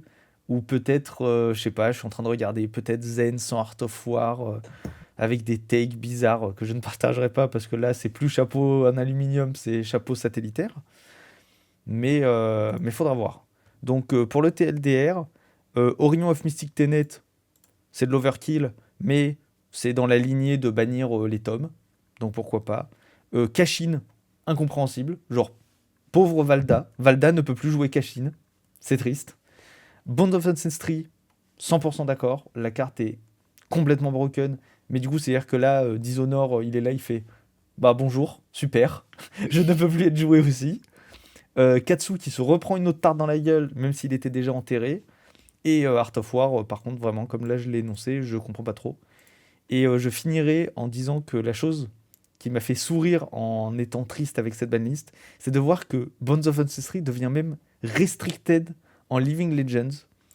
Donc pour que tout le monde comprenne bien, le fait que Bonds of Ancestry soit restricted en Living Legends, ça veut pas dire que vous pouvez jouer une carte de chaque couleur. C'est-à-dire que vous ne pouvez jouer qu'un seul Bonds of Ancestry dans votre deck, ce qui revient juste à ne pas le jouer, parce que ben ça sert absolument à rien. Voilà ce que je voulais dire. Et là, je vois Croissant sourire parce qu'il doit se dire il est vraiment délu de ouf. Bah, en vrai, sur certains points, je trouve un peu, tu vois. Genre, en fait, je trouve, pour moi, sur certains points, je trouve que c'est le fait que tu sois un joueur aggro et un joueur ninja qui Ah, c'est parle, sûr. Mm. et pas genre un joueur de Flesh and Blood ou un analyste un peu plus genre pragmatique et objectif, tu vois. Parce que typiquement, tu dis, Art of War, je comprends pas, genre on en a besoin pour gagner des games contre des decks qui veulent nous fatiguer. Mais pour moi, le principe d'un deck fatigue, c'est d'être capable de fatiguer les agros. Si les agros, à toute époque, à toute période, ils sont assez forts pour battre les decks fatigue, il y a un problème. Déjà, pour moi, naturellement, il y a un problème. Ce qui doit check les decks contrôle et fatigue, pour moi, c'est pas un aggro combo surpuissant capable de faire des tours à 50, avec très peu de setup, c'est des decks combo. Des decks combo OTK comme Florian, comme Viscerai. Enfin, Florian, je le cite parce qu'il nous le cite dans Oui, l'article. Hein. il le mène dans Mais comme l'article. Viscerai Runechant, comme Kano qui pitch stack, ce genre de choses. Et d'ailleurs, je fais juste une petite aparté. Ils disent qu'ils sont très contents de ce genre d'OTK qui demande beaucoup de setup et tout. Et que ça, pour eux, c'est un feature du jeu. Contrairement aux OTK, entre guillemets, à la Zen, qui, genre, en un tour, peuvent partir 1, 2 Art of War, Bonds, machin et tuer alors qu'ils n'ont pas vraiment setup pendant 15 tours dans la game et survécu pendant 15 tours. Je suis très d'accord avec cet avis de design, mais je trouve ça dommage du coup dans le même temps de ban les tomes de Kano qui sont ce qui permet de pitch stack et de battre ces match-ups. Après, je comprends que ça aide à diminuer son high roll aggro et que ça va dans la philosophie, encore une fois, des cartes qui draw 2. Comme Kashin, et du coup, t'es délu si tu dis que Kashin, tu comprends pas pourquoi c'est ban, parce que c'est exactement la même raison, c'est que la carte, elle dit littéralement plus il y a de gold dans le jeu, et on voit qu'il y en a de plus en plus, plus la carte est dit pot de cupidité. Et pot de cupidité, c'est ban. Vrai. Voilà. Mais du coup, pour recentrer sur le Heart of War, pour moi, c'est ce genre de deck qui doivent être bien designés, et c'est ce genre de deck. Et tu vois, si tu veux faire, parce qu'on en a discuté un petit peu avec Gabi après le tournoi hier, donc je vais reprendre un peu des éléments d'arguments qui ont été dit là, parce que la discussion était globalement intéressante. Si on veut retrouver un peu cet élément de charte d'archétype qu'on reprend souvent et qui au départ est lié à MTG, à Magic, avec les agros, les combos, les contrôles, les mid-range et tout. Bah pour moi, en fait, c'est pas les agros qui doivent être capables de check les combos. En tout cas, enfin, je parle pas par rapport à MTG, je parle par rapport à Flesh and Blood, hein, parce que la charte est différente pour Ouais. moi dans les deux jeux. Pour moi, l'agro, il doit être capable d'aller assez vite pour battre le combo, qui n'est pas capable de développer son combo et de bloquer assez pour pas mourir. Et qui n'est pas capable aussi de fatiguer parce qu'il a besoin de ses cartes pour combo et donc en fait il peut pas mettre autant de cartes défensives pour vraiment full fatigue. L'agro il se fait check par le fatigue parce que le fatigue il a les armes pour épuiser l'agro. Et le fatigue se fait check par le combo. Et après évidemment si tu designes bien ton jeu, c'est pas pile un triangle avec un pierre-feuille-ciseau, mais ça s'entremêle parce que les agros sont capables en pitch stackant correctement comme le Zelexi à l'époque de battre les Hold'em fatigue, que les decks contrôle sont capables d'ajouter des armes de disruption au moment du combo ou des cartes un peu plus agressives pour tenter d'agresser assez le combo et sur une bonne sortie de le tuer quand même, etc. etc. Tu vois, et t'équilibres quand même pour pas que ce soit Mm. juste un pierre Oui, feuille normal. ciseaux. Mais pour moi, globalement, la charte, c'est ça. Et typiquement, une carte comme Art of War, et encore plus Art of War dans le contexte de Zen, c'est une carte qui oblitérait cette charte-là. Et qui disait, bah globalement, en fait, genre, il y a qu'un deck disruptif qui m'empêche littéralement de jouer qui peut me battre. Et pour moi, ça, c'est une direction à la Yu-Gi-Oh! Où tu ne gagnes que si tu empêches ton adversaire de jouer. Et c'est pas une direction souhaitable pour un jeu comme Flèche, je trouve. Et c'est pour ça que moi, encore une fois, je suis content de ces bans. Et je pense que Art of War, c'est totalement mérité, puisque, en fait, même un Art of War tout seul, ça pouvait donner une value offensive gratuite, entre guillemets, qui était extrêmement forte. Et encore une fois, je reprends mon argument de tout à l'heure, qu'il n'y ait qu'un seul ou deux Art of War ou quoi, Art of War, c'est une carte qui a toujours été discutée pour des bans parce qu'elle a toujours fait une value extrêmement forte et qu'à chaque fois qu'elle a été jouée offensivement vraiment dans des decks comme un peu core gameplay, ça a donné des chiffres qui étaient craqués ou pas loin de l'être. Et c'est en ce sens que je dis qu'Art of War n'est pas une carte qui, maintenant que le jeu s'est développé, peut rester dans le jeu.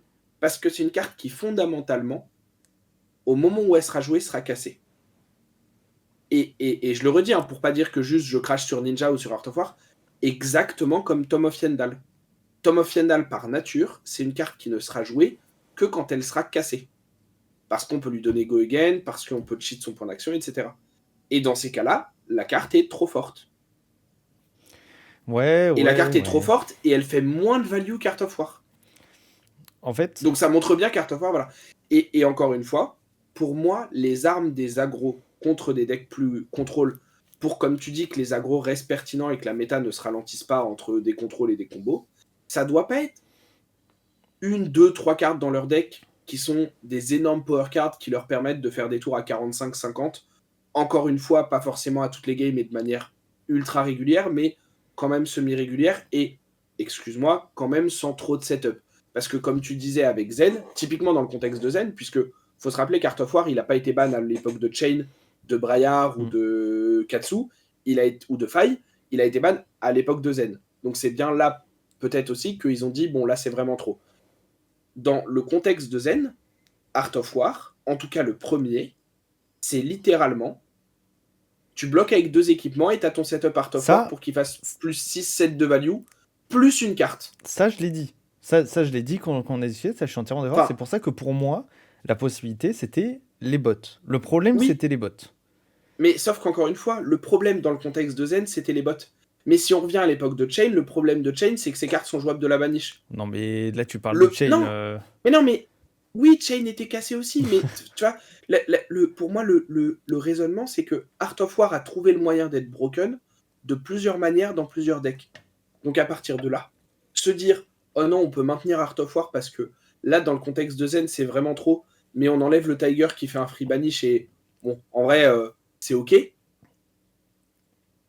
Bah, peut-être que ça aurait été à peu près ok pour Zen, pour quand même le tune down et qu'il fasse plus des trucs aussi débiles. Mais le ceiling de la carte et sa manière d'être cassé dans un prochain deck aggro serait resté le même. Et c'est ça mon point en fait. Tu vois, c'est que Ah non, ça, je suis d'accord. le fait qu'il soit capable d'être cassé dans plusieurs decks veut dire qu'il sera capable d'être cassé dans d'autres decks. Ah non, non, Et donc à ça, je suis partir de là, d'accord. voilà. J'ajouterais deux petits éléments rapides. Le premier, c'est que du coup, encore une fois, je pense que des cartes comme Art of War qui donnent des tours combo sans trop de setup à des decks aggro, qui sont capables de quasiment OTK sans avoir fourni un effort dans leur gameplay, dans leur deck building au préalable, comme le ferait Kano qui pitch stack ou comme le ferait Viscerai qui stack des runchantes, c'est quelque chose que LSS a l'air de vouloir faire disparaître. Et pour moi, c'est une direction saine pour le jeu, à condition effectivement que les agros en pitch stackant ou en ayant plus d'armes anti-défense réaction ou anti-gain de points de vie puissent quand même gagner contre des match-up fatigue. Pas tout le temps, parce que pour moi, ça doit être des match-up plutôt négatifs pour eux, dans l'idée du jeu, mais qui puissent quand même gagner, que ce ne soit pas des 0-100 en match-up. Par contre, je pense encore une fois qu'on n'a pas besoin de cartes comme Art of War, si les agros et les fatigues sont bien design pour que les agros battent les fatigues des fois. Et la deuxième et dernière chose que je voudrais dire par rapport à ces bans, c'est qu'il faut aussi se rappeler, on en parlait un petit peu avant la vidéo Night, Mhm. qu'il push de plus en plus le format Living Legend, en faisant des restrictions pour aider à l'équilibrer quand même un petit peu, en poussant de plus en plus de tournois. Là, il y a une saison de skirmish où il y avait 25% des tournois skirmish qui étaient en Living Legend. Il y a de plus en plus de Battle Armored ou de Calling en Living Legend. Il y en a eu un le week-end du Pro Tour d'Amsterdam, etc., etc. Et donc, moi, je trouve ça aussi bien qu'on ait un format classique constructed si et seulement si le Living Legend devient un des formats majeurs pour les tournois et pour le circuit compétitif, hein, évidemment, qu'on ait un format CC qui soit un peu plus lent, qui soit un peu plus posé, qui soit un peu plus grindy, et qui a un peu moins d'explosivité et de trucs genre complètement dégènes, comme on peut le voir de temps en temps, via des cartes comme Art of War ou Tom ou machin. Et que ces cartes-là, elles continuent d'exister dans le format Living Legend, qui, par nature, va être un format où le power level est beaucoup plus grand et où les games sont beaucoup plus explosives et où il se passe beaucoup plus de choses d'une manière beaucoup plus rythmée, avec des games beaucoup plus swingy. Mais on le sait, c'est un design du format, avec des héros aussi qui supportent ce genre de gameplay et ce genre de dégénérescence, parce qu'on a des trucs comme Starvon, on a des trucs comme Shen, on a des trucs comme l'ancienne Prism, etc.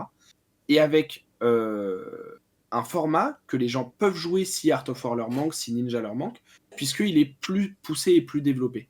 Et je trouve que la concordance des deux, encore une fois, si elle est bien faite et que c'est fait correctement et accompagné correctement dans le futur, c'est encore une fois pour moi un très bon changement et une très bonne direction pour le jeu, parce que je préfère largement que les cartes comme Art of War soient légales en Living Legend et qu'il se passe des dingueries en Living Legend pour ceux qui en ont envie, mais que ceux qui en ont envie puissent avoir des tournois compétitifs et un circuit compétitif assez alimenté avec ce format-là, pour que ce soit pas juste un truc que tu ouvres tous les 6 mois en mode oh tiens j'ai un deck chain qui traîne de l'époque où je l'avais pas vendu et voilà, mais que ce soit un truc qui soit plus joué, voire même peut-être en armory, en saison de ProQuest et tout ça, et qu'à côté on a un format CC qui soit plus régulé et qui soit plus tranquille, qui soit moins swingy, moins on prend des tours à 40, moins tu vois.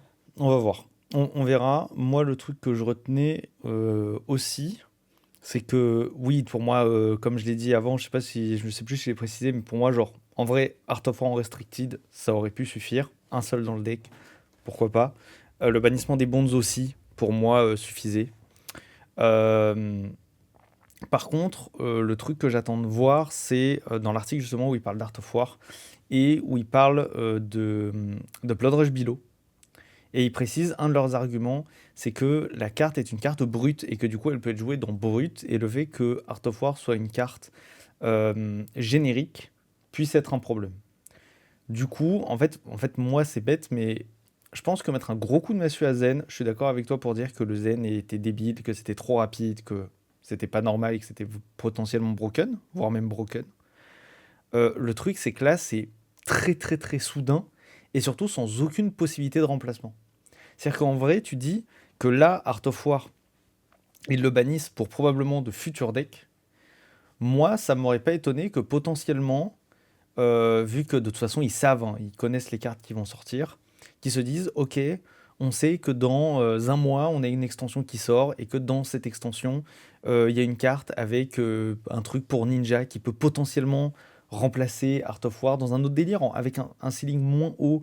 Genre, en fait, tu vois ce que je veux dire. Dans le sens, une carte Bien sûr. plus équilibré et plus fair, et qu'à ce moment-là, il fasse un ban préemptif à ce moment-là en disant voilà, il y a Art of War, bim, là il est banni parce que ça, parce que la carte bidule, etc. etc. Là, j'aurais pu comprendre. Là, le problème, c'est que, bon, c'est ce qui s'est passé sur le chat du Discord France, où il y a plein de gens qui m'ont dit que de toute façon, j'étais d'élu et que je racontais n'importe quoi, mais où pour moi, ils ont juste nuke une classe entière. Là, pour moi, honnêtement, d'un point de vue vraiment compétitif, la classe est injouable. Et il y a des gens qui me disaient oui, mais regarde Riptide. Riptide, c'est un ranger. Au moment où Azalea était injouable, Lexi était très très très très jouable. Après, Azalea est devenue très forte. Il y a des gens qui me disent oui, mais regarde Warrior. Dorinthea reste un très bon deck. Genre, il reste en fait dans les classes, il y a toujours potentiellement un deck. Il y a des gens qui m'ont dit pour voir, mais regarde Olympia. Olympia est un héros qui a été potentiellement designé pour du limité pas forcément pour du CC. Et du coup, ben, il y a des warriors qui restent très très jouables. Là, vraiment, je serais pas étonné si, en l'état, que ce soit au Calling Lyon ou même à Osaka, s'il y ait vraiment 0 joueur ninja. C'est un truc qui m'étonnerait absolument pas. Et je trouve ça un peu triste, en fait, de nuke autant une classe. Pour moi, juste virer Bonds of Ancestry et virer les Striders, pour moi, aurait suffi. Peut-être restricted le Art of War, parce que c'est vrai que, comme je l'ai dit tout à l'heure, le gros problème, c'était pas un Art of War, c'était surtout les tours double Art of War qui devenaient débiles. Alors, quand on partait sur des tours double Art of War, double Bond of Ancestry, là, je suis d'accord, ça n'avait plus aucun sens. Mais le fait de nuke cette classe à ce point-là, c'est surtout ça qui m'a un peu genre what the fuck. Parce que honnêtement, et ça je le dis, genre j'assume tout à fait ce que je vais dire, je pense qu'un Zen qui n'a plus les bonds et qui a un seul Art of War ne peut plus faire de tour à 40. Et ne peut même plus faire de tour à 35. Sans rigoler. Genre, ou alors vraiment, ce serait une probabilité, il faudrait que toutes les étoiles s'alignent et que l'adversaire se prenne 10 Crunching Tiger et ne bloque pas le truc qui le remet. Genre, vraiment, pour moi, ce serait vraiment complètement abusé. Et du coup, ben, typiquement, et je finirai là ce que je dis par ça, ce qui me fait beaucoup rire, c'est qu'actuellement, je sais plus avec qui ici, c'est avec Tom justement. C'est Tom qui me disait ça et je suis d'accord avec lui. Je pense que actuellement, le meilleur ninja à jouer, c'est Faille. Et ça va en dire beaucoup sur l'état de la classe. Donc en fait, je suis d'accord avec tes arguments, je suis d'accord avec les arguments des autres, mais je trouve ça très soudain, trop soudain de nuke la classe à ce point-là. Et du coup, j'attends de voir. Potentiellement, donc pas la prochaine, parce que Rosetta, on sait déjà à peu près ce qu'ils vont sortir et on connaît déjà les expansion slots. Mais peut-être dans l'extension suivante ou l'extension d'après, peut-être un petit truc ninja. Peut-être du Draconic Ninja. Ce serait incroyable, ce serait The Dream, le retour de Faille. Mais j'attends de voir. En attendant, je fais un peu mon deuil et c'est pas grave, on va jouer autre chose. Voilà. En fait, Comment il sourit, regardez son petit mais non, sourire mais pour les gens qui en voient la fait, vidéo. genre, encore une fois, on est d'accord pour dire qu'individuellement, Art of War, c'est une carte à problème.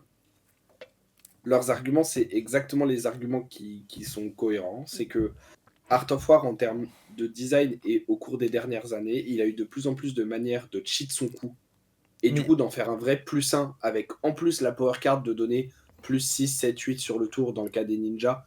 Mais même dans le cas de Chain, ça donnait très vite genre plus 4. Sachant que pour une carte, dire j'ai donné plus 4 et piocher une carte, ça reste genre. Mais ça, je suis Enfin, entièrement pardon, d'accord piocher deux avec cartes toi. du coup. Non mais, donc, Art of War, du coup, pour moi, le laisser à 1, pour laisser vivre Zen ou j'en sais rien, ça n'a pas de sens parce que la carte est problématique et doit être ban à un moment. Et donc, ils décident de le faire à ce moment-là parce que ils veulent aussi pousser les ventes de Rosetta probablement, et c'est pour ça que c'est maintenant et pas en octobre, parce qu'ils veulent aider à avoir un peu plus de visibilité pour ce qui se passe pour Lyon, pour les joueurs compétitifs, parce qu'il y a peut-être des raisons sous-jacentes, etc. Mais la réalité, c'est qu'il faut comprendre qu'Art of War devait être ban. En tout cas, on peut ne pas être 100% d'accord avec le besoin de ban sur Art of War, mais en tout cas, dans la vision et les arguments qu'ils donnent, pour eux, c'est une carte qu'ils ne pouvaient plus laisser dans le jeu. Et donc, pourquoi ne pas le faire maintenant? Bonds of Ancestry, c'est pareil. La carte est turbo broken. Elle fait trop de value. Donc, il fallait la ban. Tu vois, donc, typiquement... Que les deux soient ban en même temps, bah oui, c'est dommage. Mais en fait, si les deux cartes individuellement doivent être ban parce qu'elles sont trop fortes, on va pas pleurer parce que leur ban en même temps fait qu'un deck qui abusait des deux ne peut plus abuser des deux. C'est ça le truc. C'est que là, on parle pas d'un deck, mec. C'est pas un deck. C'est non, mais une classe. Katsu et Faille, c'était pas joué en ce moment parce que Zen existait. Oui. Donc, je suis d'accord. Si tu fais. Non, mais donc si tu ne bannes pas Bonds, c'est pas pour laisser Katsu vivant. C'est pour laisser Zen vivant. Non, de toute façon. Non, attends. T'as dit si tu ne bannes pas Bonds. Je suis 100% d'accord avec le ban de Bonds. D'accord, donc si tu laisses Art of War vivant, est-ce que tu penses qu'avec un ban Bonds et avec Art of War à 1, ou même Art of War à 3, les gens ils continuent pas juste de jouer Zen qui est le meilleur ninja? Je suis donc, quasiment sûr. De toute façon, la classe elle n'existe pas hors de Zen à partir du moment où Zen est de loin le meilleur des trois, grâce à son Hero Power et au talent mystique. Donc à partir du moment où tu justifies qu'un ban ne devrait pas avoir lieu parce que ça tue complètement la classe, bah si tu le laisses, ça ne ravive pas Zen et Faille et Katsu, pardon. Ça laisse juste Zen vivant. Et laisser Zen vivant, c'est laisser les deux autres morts. Donc de toute façon, vu le power level de Zen, tu avais soit le choix de le laisser partir en LL, mais ça allait à l'encontre de leur philosophie sur ces bans, ça va à l'encontre du fait que le LL soit un équilibrage, et ça va à l'encontre du fait qu'ils voulaient avoir une saison de Rosetta et un Calling Lyon et potentiellement des Worlds Osaka sains en termes d'équilibrage. Donc ils devaient faire quelque chose pour nuke Zen, et tu ne peux pas nuke Zen sans nuke les autres ninjas. Donc par défaut, tu nuke l'entièreté de la classe. Bon. Maintenant, je vais mettre une petite astérix. On dit nuke la classe. Je ne suis pas persuadé que la classe n'est plus jouable. Je vais attendre de voir, et moi je serais très content si tous les joueurs ninja sont là en mode non, on peut plus jouer nos decks, Art of War, au moins on peut plus rien faire, c'est nul. Et qu'en fait, il y a un deck qui performe peut-être dans une forme différente, ou au moins qui est représenté pour le Calling Lyon. J'aimerais beaucoup ça. Ça n'arrivera probablement pas, mais j'aimerais beaucoup, et je suis pas sûr que ça n'arrive pas. C'est-à-dire que pour moi, c'est pas évident que la classe ne peut plus exister. La classe est franchement moins forte, bien sûr, mais c'est pas évident qu'elle ne peut plus exister. Et encore une fois, si pendant un moment elle n'existe plus parce qu'il y a des choses meilleures en termes d'aggro, parce qu'il y a des choses meilleures dans la méta, etc., bah, j'ai envie de dire it is what it is. Deal with it. Les ninjas ont été très forts pendant très longtemps, et si là ils le sont moins, bah, c'est comme ça.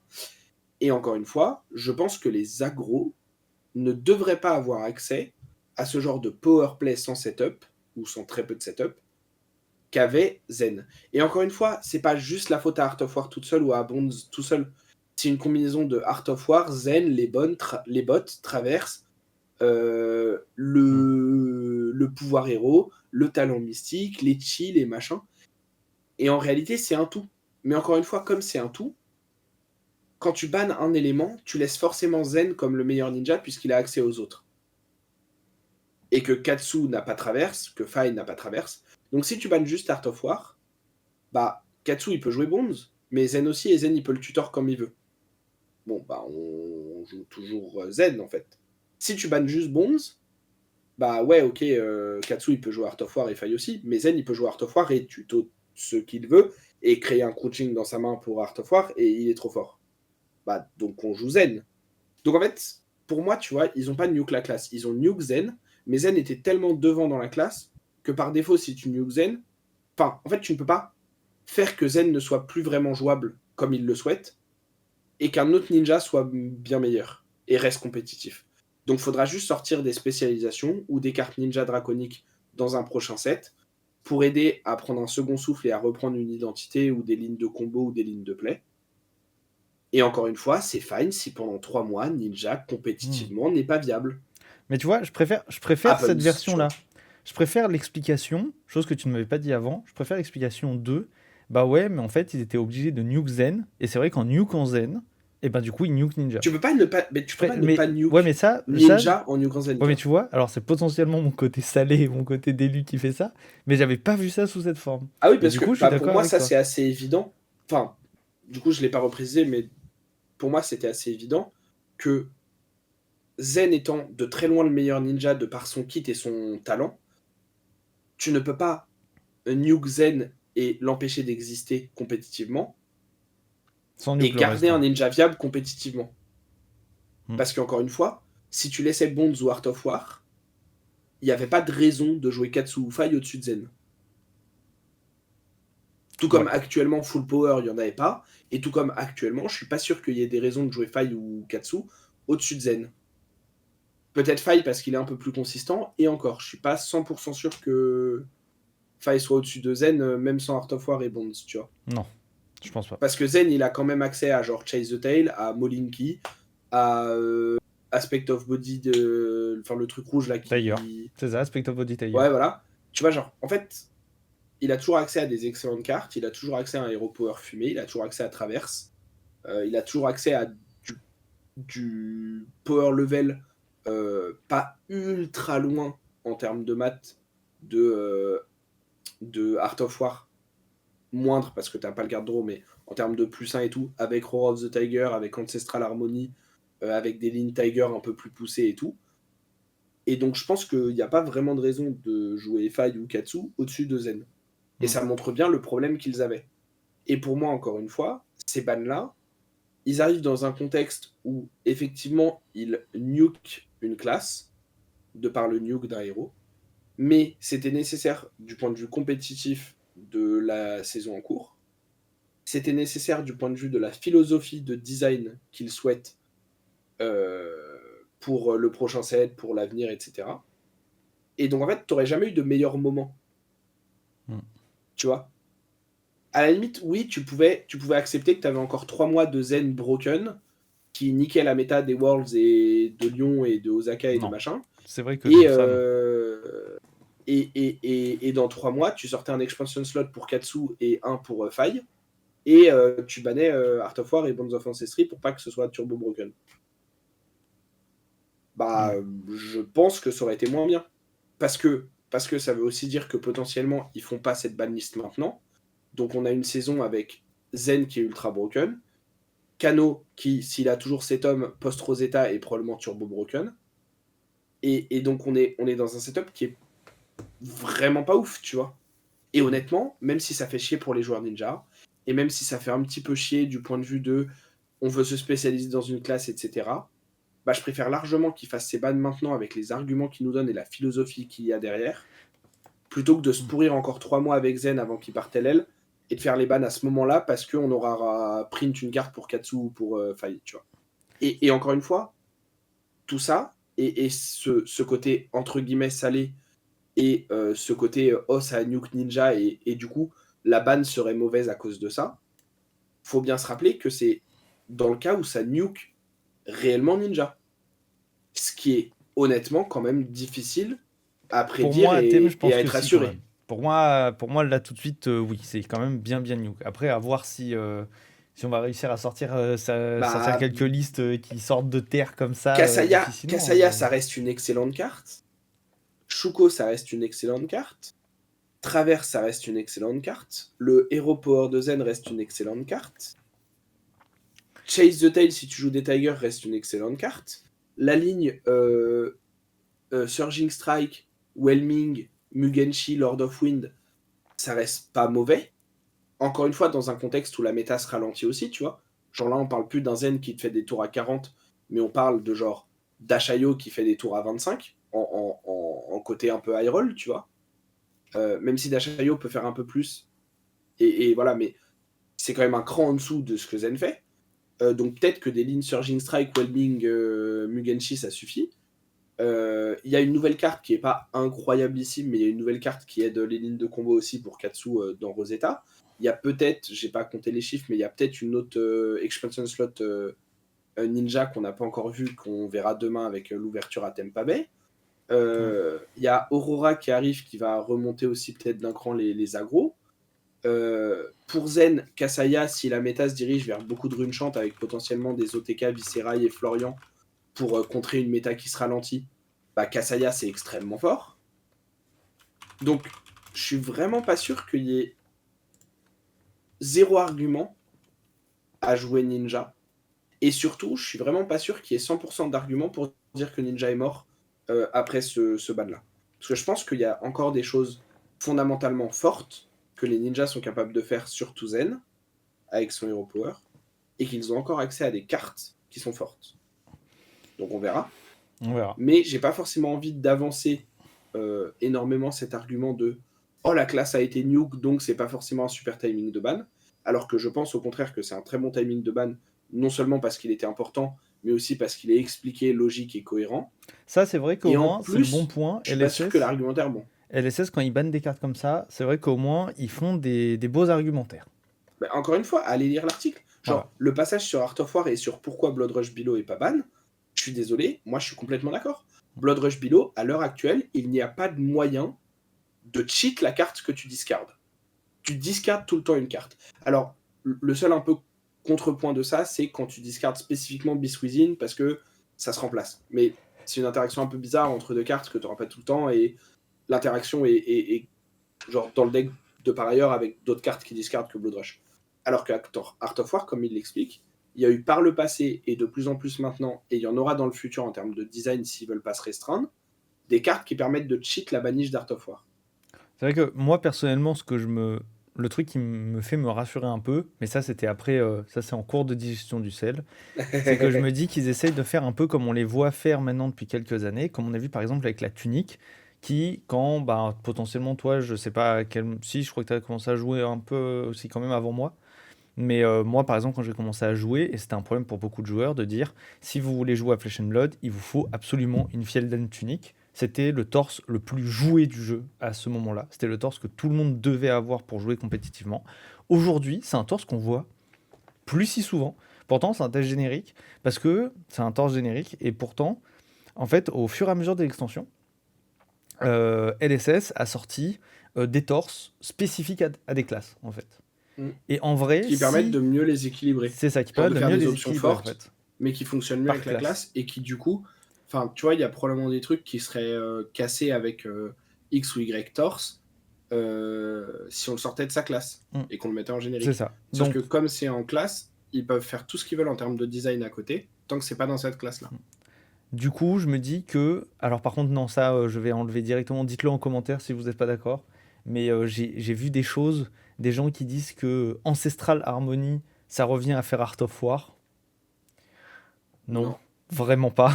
Absolument pas. Ça n'a Non, parce absolument que rien à encore une voir. fois, en fait, encore une fois, même si vous touchez avec Ancestral Harmony, alors déjà, vous n'aurez pas forcément le plus 1 sur toutes les attaques si vous jouez des Tigers et tout, mais même sans considérer ça, en considérant que Art of War, il vous donne plus 6 dans le tour, et Harmony aussi. Harmony vous a donné une carte contre une carte, et plus 6 de valeur offensive. Art of War, il vous a donné 2 cartes contre une carte, et plus 6 de valeur offensive. Voilà. Vous avez littéralement une carte de plus. Et en plus, et ça, c'est quelque chose que. Donc c'est pas comparable. Et encore une fois, c'est ce qui fait que Art of War est sur la liste avec toutes les cartes qui disent plus 1 en card advantage ou en card d'économie ici. Et le truc aussi, et ça c'est quelque chose que, bon après ça, j'en passe, c'est potentiellement les gens qui jouent un peu moins Ninja, mais c'est vrai que dans Ninja, le principe de gestion de pitch est très très très particulier. Et du coup, le fait de piocher est beaucoup beaucoup plus fort que le fait de dire je bannis une carte et cette carte est jouable. C'est vraiment deux choses radicalement différentes et ça reste important de le préciser.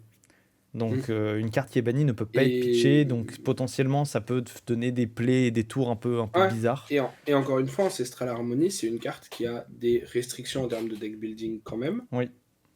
qui a des odds de rater et tout. Et moi, pour le coup, Ancestral Harmony, maintenant qu'en plus Art of War est plus là, je trouve que c'est une très bonne carte qui est push en termes de ce qu'elle est capable de faire comme mat, mais que c'est faire. Bah c'est le fait qu'il n'y ait plus à Art of War, en fait, ça la rend un peu plus fair. Ouais. C'est une power card qui est fair.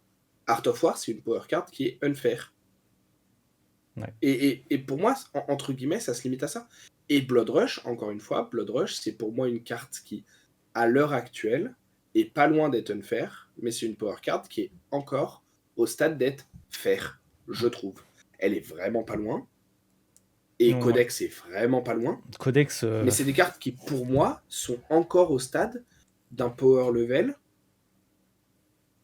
acceptable. Qui est très haut, mais qui est fair. Ok. Genre qui est pas unfair et bannable. Mais du coup, on verra. Je pense que ce serait pas plus mal si Codex était ban, et c'est une carte que j'aimerais bien voir ban. Tu vois, mais encore une fois, par rapport à leur philosophie dans cet article et aux choix qu'ils font sur les cartes qu'ils bannent, je trouve que je comprends parfaitement Orion qui était très peu joué, parce que sous certaines interactions, il crée un +1 en carte d'économie, ce que fait beaucoup plus difficilement Blood Rush, voire pas du tout, et ce que fait beaucoup plus difficilement Codex. Donc c'est des cartes, et ce que fait pas Ancestral Harmony. Donc c'est des cartes que je trouve plus fair dans leur design et dans leur philosophie que ces cartes-là. Même si Codex, c'est celle qui est le plus proche de faire facilement son +1 en carte d'économie tout le temps, et qui du coup est vraiment à la limite. Ouais, mais du coup pour finir, sur ce que je disais, c'était que, bon, là, Art of War, de toute façon, est ban. Il restera ban. Je continuerai de le jouer en LL. Voilà, je reviendrai en LL avec mon faille Stubby Hammer Art of War. C'est bon, ça, c'est absolument incroyable, ça c'est vraiment dinguerie. Surtout que Bond Ancestry est restricted, donc honnêtement, moi là, j'ai pas trop d'intérêt de jouer Zen. Je trouve que du coup, Faille repasse en excellent aggro en LL, comparé à Zen. Mais à voir du coup, peut-être. En fait, mais c'est ce que je me dis, tu vois, c'est que peut-être ils vont ressortir un Art of War fer réservé aux ninjas. Donc, Peut-être, on verra bien. peut-être. Et On s'il verra est bien. faire et qu'il fait pas un plus 1 en carte d'économie en plus de faire des boosts et tout, moi je serais le premier à dire que c'est faire et que c'est une carte qui est bien design et que c'est une bonne power card, tu vois. C'est ça. Genre, Mais bon. enfin, des power cards qui existent, qui sont bonnes, il y en a. Mais en tout cas, je pense que tu vois, des cartes, des power cards fer, on en a eu dans l'histoire du jeu. Je pense à Rain Razor qui pour moi est fer. Je pense à Ancestral Harmony qui pour moi est fer. Mhm. Encore une fois, je dis pas forte, hein, je dis fer. Faire. Et qui sont des cartes qui sont mandatory pour effectivement que ces decks aggro en pitch stackant puissent avoir l'opportunité de battre des decks qui veulent les fatiguer parce que tu as besoin de tours plus forts que tes tours réguliers à 12 ou 14 de mat offensif. Tu as besoin de breakpoint, tu as besoin de power card. Le problème, c'est quand un deck comme Lexi à l'époque a accès à trop de power cards d'un coup, qui en plus combinent bien entre elles, ou que les decks ont des power cards trop fortes, comme Art of War, qui sont des cartes qui, elles, sont unfair individuellement, et alors encore plus si tu les combines à du contexte ou que tu les combines à d'autres power cards, genre Art of War plus Ancestral Harmony, ou double Art of War, et bon, là c'est la cata.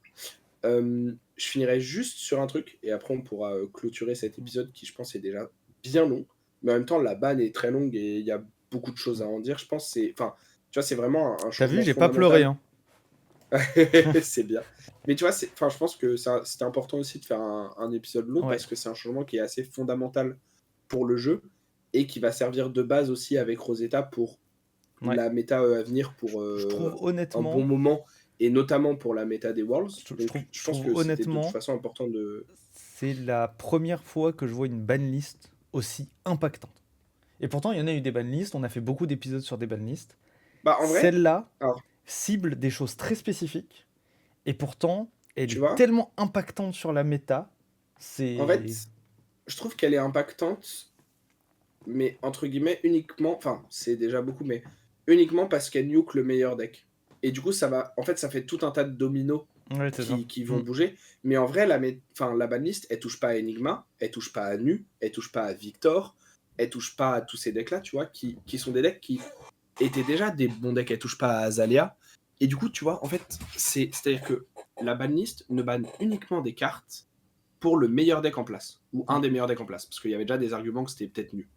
Par contre, pour moi, là où elle est vraiment importante pour la suite du jeu, c'est dans le design et dans le changement de design et de philosophie qu'elle apporte par rapport à certaines cartes, certains powerplay, etc. Et je finirai juste en disant que, comme je l'ai déjà dit un petit peu, je suis d'un côté très triste que les tomes soient ban pour Kano, parce que ça va beaucoup réduire notre capacité, voire complètement annihiler notre capacité à pitch stack et du coup à faire des OTK contre des match-up très fatigue, très défensifs, qui était un des match-up assez free pour Kano et qui était une des raisons de jouer le deck. Même si je pense que c'est très important par ailleurs que ce soit pas des free buy non plus si Kano est capable de jouer parfaitement, parce que faut pas non plus qu'il y ait des non-games. Donc c'est en vrai, c'est pas plus mal de réduire sa capacité à stack. Mais là, j'ai l'impression que pour l'instant, ça l'a un peu complètement enlevé et c'est peut-être un peu dommage. De l'autre côté, je suis quand même très content que les tomes soient ban parce que ça limite le côté high roll de Kano qui était vraiment frustrant. Des fois même pour le joueur Kano, mais surtout pour la personne en face. Bah j'ai pitch bleu, j'ai révélé un tome, bah tu vas mourir en fait, parce que mon tome il m'a pioché 2 bleus et il a révélé un autre tome et j'ai high roll, t'as perdu, tu vois. Parce que ce que je trouve unfair et trop high roll et pas nécessaire dans Zen, je le trouve aussi pour Kano. Et la dernière chose, c'est que overall, je pense que c'est très bien d'avoir touché à Kano, puisque Kano allait probablement être S tier avec les cartes qu'il a dans Rosetta si le deck n'était pas touché, parce que le deck allait être un power level. Enfin, je pense qu'il n'y a pas grand monde qui se rend compte du power level que Kano allait atteindre avec Rosetta si les tomes étaient toujours légaux dans le set. Je pense que c'est difficile sans avoir joué Kano de se rendre compte, mais il y a un monde où le deck, pour les gens qui savent le jouer, était S tier et avait genre quasiment pas de mauvais match-up. Surtout avec le ban de Heart of War et Bonds of Ancestry, du coup. Ouais. Mais tu vois, il y avait vraiment un monde où le deck, genre, il perdait entre guillemets que contre lui-même. Et bah ça, c'est pas non plus quelque chose qu'on veut dans le jeu. Et même si j'aurais préféré que ce soit Wildfire qui soit ban, pour l'instant, on va se contenter des tomes et on dit c'est quand même pas mal. Et je finirai sur cette banlist en faisant un coucou aux joueurs de Prism qui ont pris une balle perdue bien violente aussi. Et qui Encore du une coup fois, perdent elle leur est pas Tome of perdue, Divinity. tu vois. En vrai, Voilà. elle est pas perdue, elle est cohérente avec le Elle est reste. cohérente avec le reste et du coup c'est dans le package. Ça fait partie du package. Et voilà. Et du coup, effectivement, Prism va probablement être beaucoup plus dur à jouer et perdre une partie de sa win condition contre certains match-ups. Mais encore une fois, je pense que le deck a encore des arguments, qu'on va les voir évoluer. Et que honnêtement, si un deck, une fois qu'il perd sa carte unfair, ne peut plus jouer, c'est peut-être que le deck au départ, il n'était pas très sain pour le jeu et que tout ce qu'il faisait, c'était unfair. Et enfin, tu vois, genre, il y a peut-être aussi un truc à creuser de ce côté-là de oh, je suis pas capable d'être un deck sans ma carte qui me faisait plus 15 de value. Bien. Bah, dommage à toi. Genre, joue au jeu réellement de manière fair ou casse-toi et accepte que t'étais unfair et que t'as pris un shot. Tu vois, genre, enfin, on verra. Tu vois, quand Tome of Divinity, ça permettait notamment d'avoir les ressources pour faire des LS loops dans certains match-ups ou pour poser des boards qui étaient genre pas remontables. Ouais. Est-ce que c'est vraiment un problème et une tristesse que ça a été ban? Je pense sais pas. Ça ne change rien que je continuerai de collectionner quand même, les petits chats. Les petits chats. Voilà. Mais force quand même, effectivement, mais force aux joueurs de Prism. tous les gens qui jouent Prism, qui jouent Draconic, qui jouent Cano, qui jouent Mécano avec Tom Fiendal, qui jouaient des Gold et des Kassai et des Bravo Royal avec Kashin. Qui jouaient Valda. Pensez à Robin qui revend ses fabs. Mais ouais, il y a pas mal de... il y a pas mal de decks qui étaient fair parce qu'ils faisaient rien d'autre unfair et que du coup c'était ok s'ils avaient une carte unfair parce qu'ils en abusaient pas vraiment et qui ont pris un shot juste parce que bah, la carte était unfair et du coup elle part en même temps carte of war, quoi. C'est ça. Voilà. Bon, on a bien parlé. Je pense qu'on a fait le tour. Comme d'hab. Est-ce que tu as quelque chose à rajouter? Parce que moi après j'aurai un truc à rajouter. Bah dites-nous dans les commentaires ce que vous pensez de la ban. Est-ce que vous êtes d'accord que c'était peut-être too much, qu'il aurait peut-être fallu faire ça en plusieurs fois vis-à-vis de Ninja et de Zen? Est-ce que vous trouvez ça dommage qu'ils rendent une classe beaucoup moins jouable, voire injouable compétitivement pendant un certain temps? Est-ce que vous trouvez que c'est ok parce que de toute façon on sait qu'il y a des cycles et que tout peut pas être méta? Est-ce que voilà, dites-nous un peu ce que vous en pensez. Merci en tout cas de continuer à mettre des commentaires, à liker les vidéos, à continuer à vous abonner et tout, c'est super cool. Je vais te laisser dire ce que tu veux, et si c'est pas ce que je pense, je redirai un truc après. Ça marche. Parce que si c'est ce que je pense, je veux pas le dire à ta place. Ok. Ce que je voulais dire, c'était déjà comme toi, merci pour les gens qui like, merci pour les gens qui mettent des commentaires, merci pour les gens qui s'abonnent. Putain, comment il me copie. Parce que pour le coup, je suis beaucoup dans les stats, je regarde beaucoup dans les trucs, et en fait, on s'est rendu compte que même pendant les vacances, remercier les gens naturellement. Là, parce que là, on fait la reprise, et même, tu te rends compte, même là, pendant les vacances, on a des gens qui se sont abonnés, et on a des gens qui sont venus voir les vidéos et tout. On a vraiment des craquitos. Vraiment une commu absolument incroyable. Pourquoi ils font ça, mais merci à vous. Franchement, merci beaucoup. Je voulais rajouter aussi que oui, j'ai dit la dernière fois que cet épisode serait dans la nouvelle saison, mais en fait non. Du coup, je vais attendre les premiers trucs de Rosetta parce que j'ai pas eu le temps de faire la DA, etc. Mais ça, c'est purement moi. Il a déjà travaillé 28 heures cette semaine sur le podcast, en plus de ses heures classiques de travail. Il n'a pas eu le temps d'en faire 5 de plus pour changer la DA.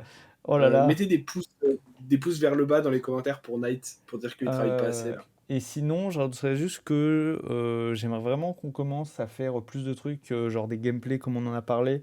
Là maintenant avec la reprise, qu'on prenne un peu plus de temps de vous proposer potentiellement plus de contenu, même si moi ça doit me prendre plus de temps, c'est pas très grave. En plus, c'était mon anniversaire il y a pas longtemps. Et du coup, j'ai potentiellement des nouvelles choses qui vont servir. Et je pense qu'il y a moyen de faire des trucs très très très sympas avec. Et un autre truc, alors j'ai pas envie de le dire parce que je sais pas si machin c'est bidule, mais potentiellement ce qu'on disait par rapport avec Uchrony Games, avec qui on a fait les championnats de France, n'hésitez pas à rejoindre notre Discord aussi. On a beaucoup de gens qui nous rejoignent sur Discord. parce que je pense que si on a des annonces à faire vis-à-vis de ça, je pense qu'on les fera là-dessus. On les fera sur Discord et sur notre Twitter. Sur le Twitter, même s'il n'est pas très actif, on essaiera quand même de faire Alors, quelques petits trucs. Et, écoute, je vais et peut-être voilà. dire un truc que tu voulais pas dire, mais au pire, tant pis, tu le cutteras. Non, C'est non, pas c'est pas grave. grave, t'inquiète. Non, non, je ne cut Je rien, mais vas-y, dis, croissant. je sais pas si c'est ça que tu Que masquais j'essaie de un peu, bypass? mais globalement, faut savoir que Uchronis continue de nous faire confiance et de nous sponsor. Merci beaucoup à lui et que ce soit à travers ce qu'il fait pour nous ou de manière générale pour la commu à Paris et en France, il continue de se donner de ouf pour le jeu et du coup vraiment merci à lui. Allez Donner de la souffle. acheter chez lui, aller dans ses tournois, aller à ses events, vraiment c'est 100% mérité. Et du coup, comme on avait eu l'occasion de le faire avec Miss Veil grâce à lui, on aura à nouveau une vidéo opening probablement sur le Twitch de Night en essayant d'être toute l'équipe présente, parce que moi la dernière fois j'avais pas pu être là, mais en essayant d'être toute l'équipe présente. Alors je te corrige, on va probablement avoir 2 vidéos opening, une sur la chaîne de Tour Zéro et une sur la mienne. C'est possible, on verra. En tout cas, Uchronis et Thomas très gentiment nous offrent une case en français. Et du coup, en fait, comme pour Miss Veil, on l'ouvrira en live et on mettra probablement les gros hits comme on avait fait en vente. On verra pour peut-être les mettre un peu moins cher que les prix CM à ce moment-là, etc. Mais comme on avait fait pour Miss Veil, en fait, c'est de l'argent qui servira à financer un micro pour moi, une webcam, du matos, des trucs si on a l'occasion de refaire des casts, ce genre de choses. Et grâce à Thomas aussi, du coup, voilà, vraiment, voilà, triplement merci à lui. On a les petits decks First Strike qu'il nous a offert en français. L'idée, c'est que dès qu'on a le temps, on file chez Night faire une vidéo gameplay qu'on enregistre.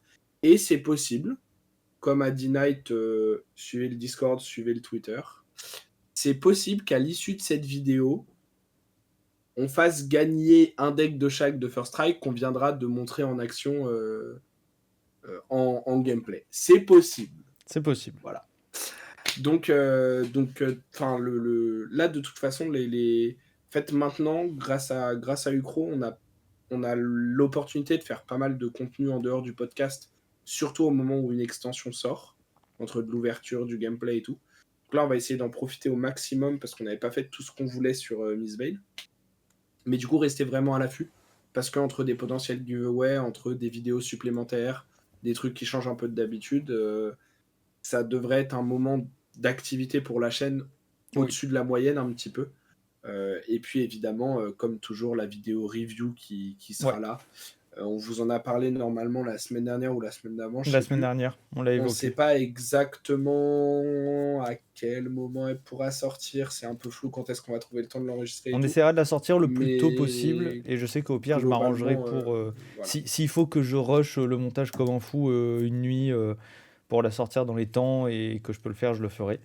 Et sinon, bah, on s'arrangera de toute façon.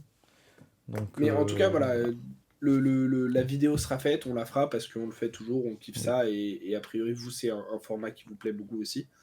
Donc n'hésitez pas à rester à l'affût, à vous abonner, à mettre les notifications et tout sur le YouTube pour pouvoir être averti de tout ça quand sur ça le arrive. YouTube, il a dit. Hein. Sur le YouTube. Ouais. De quoi? Non, mais il a entièrement raison. Mettez la cloche sur le YouTube quand vous êtes connecté à le Internet. C'est très très important. Ok, vas-y. Non, mais je vais rien dire parce qu'on va se faire bad word après. Sur ce, merci beaucoup. C'est bon. Si vous avez écouté ces épisodes, évidemment, je le taquine.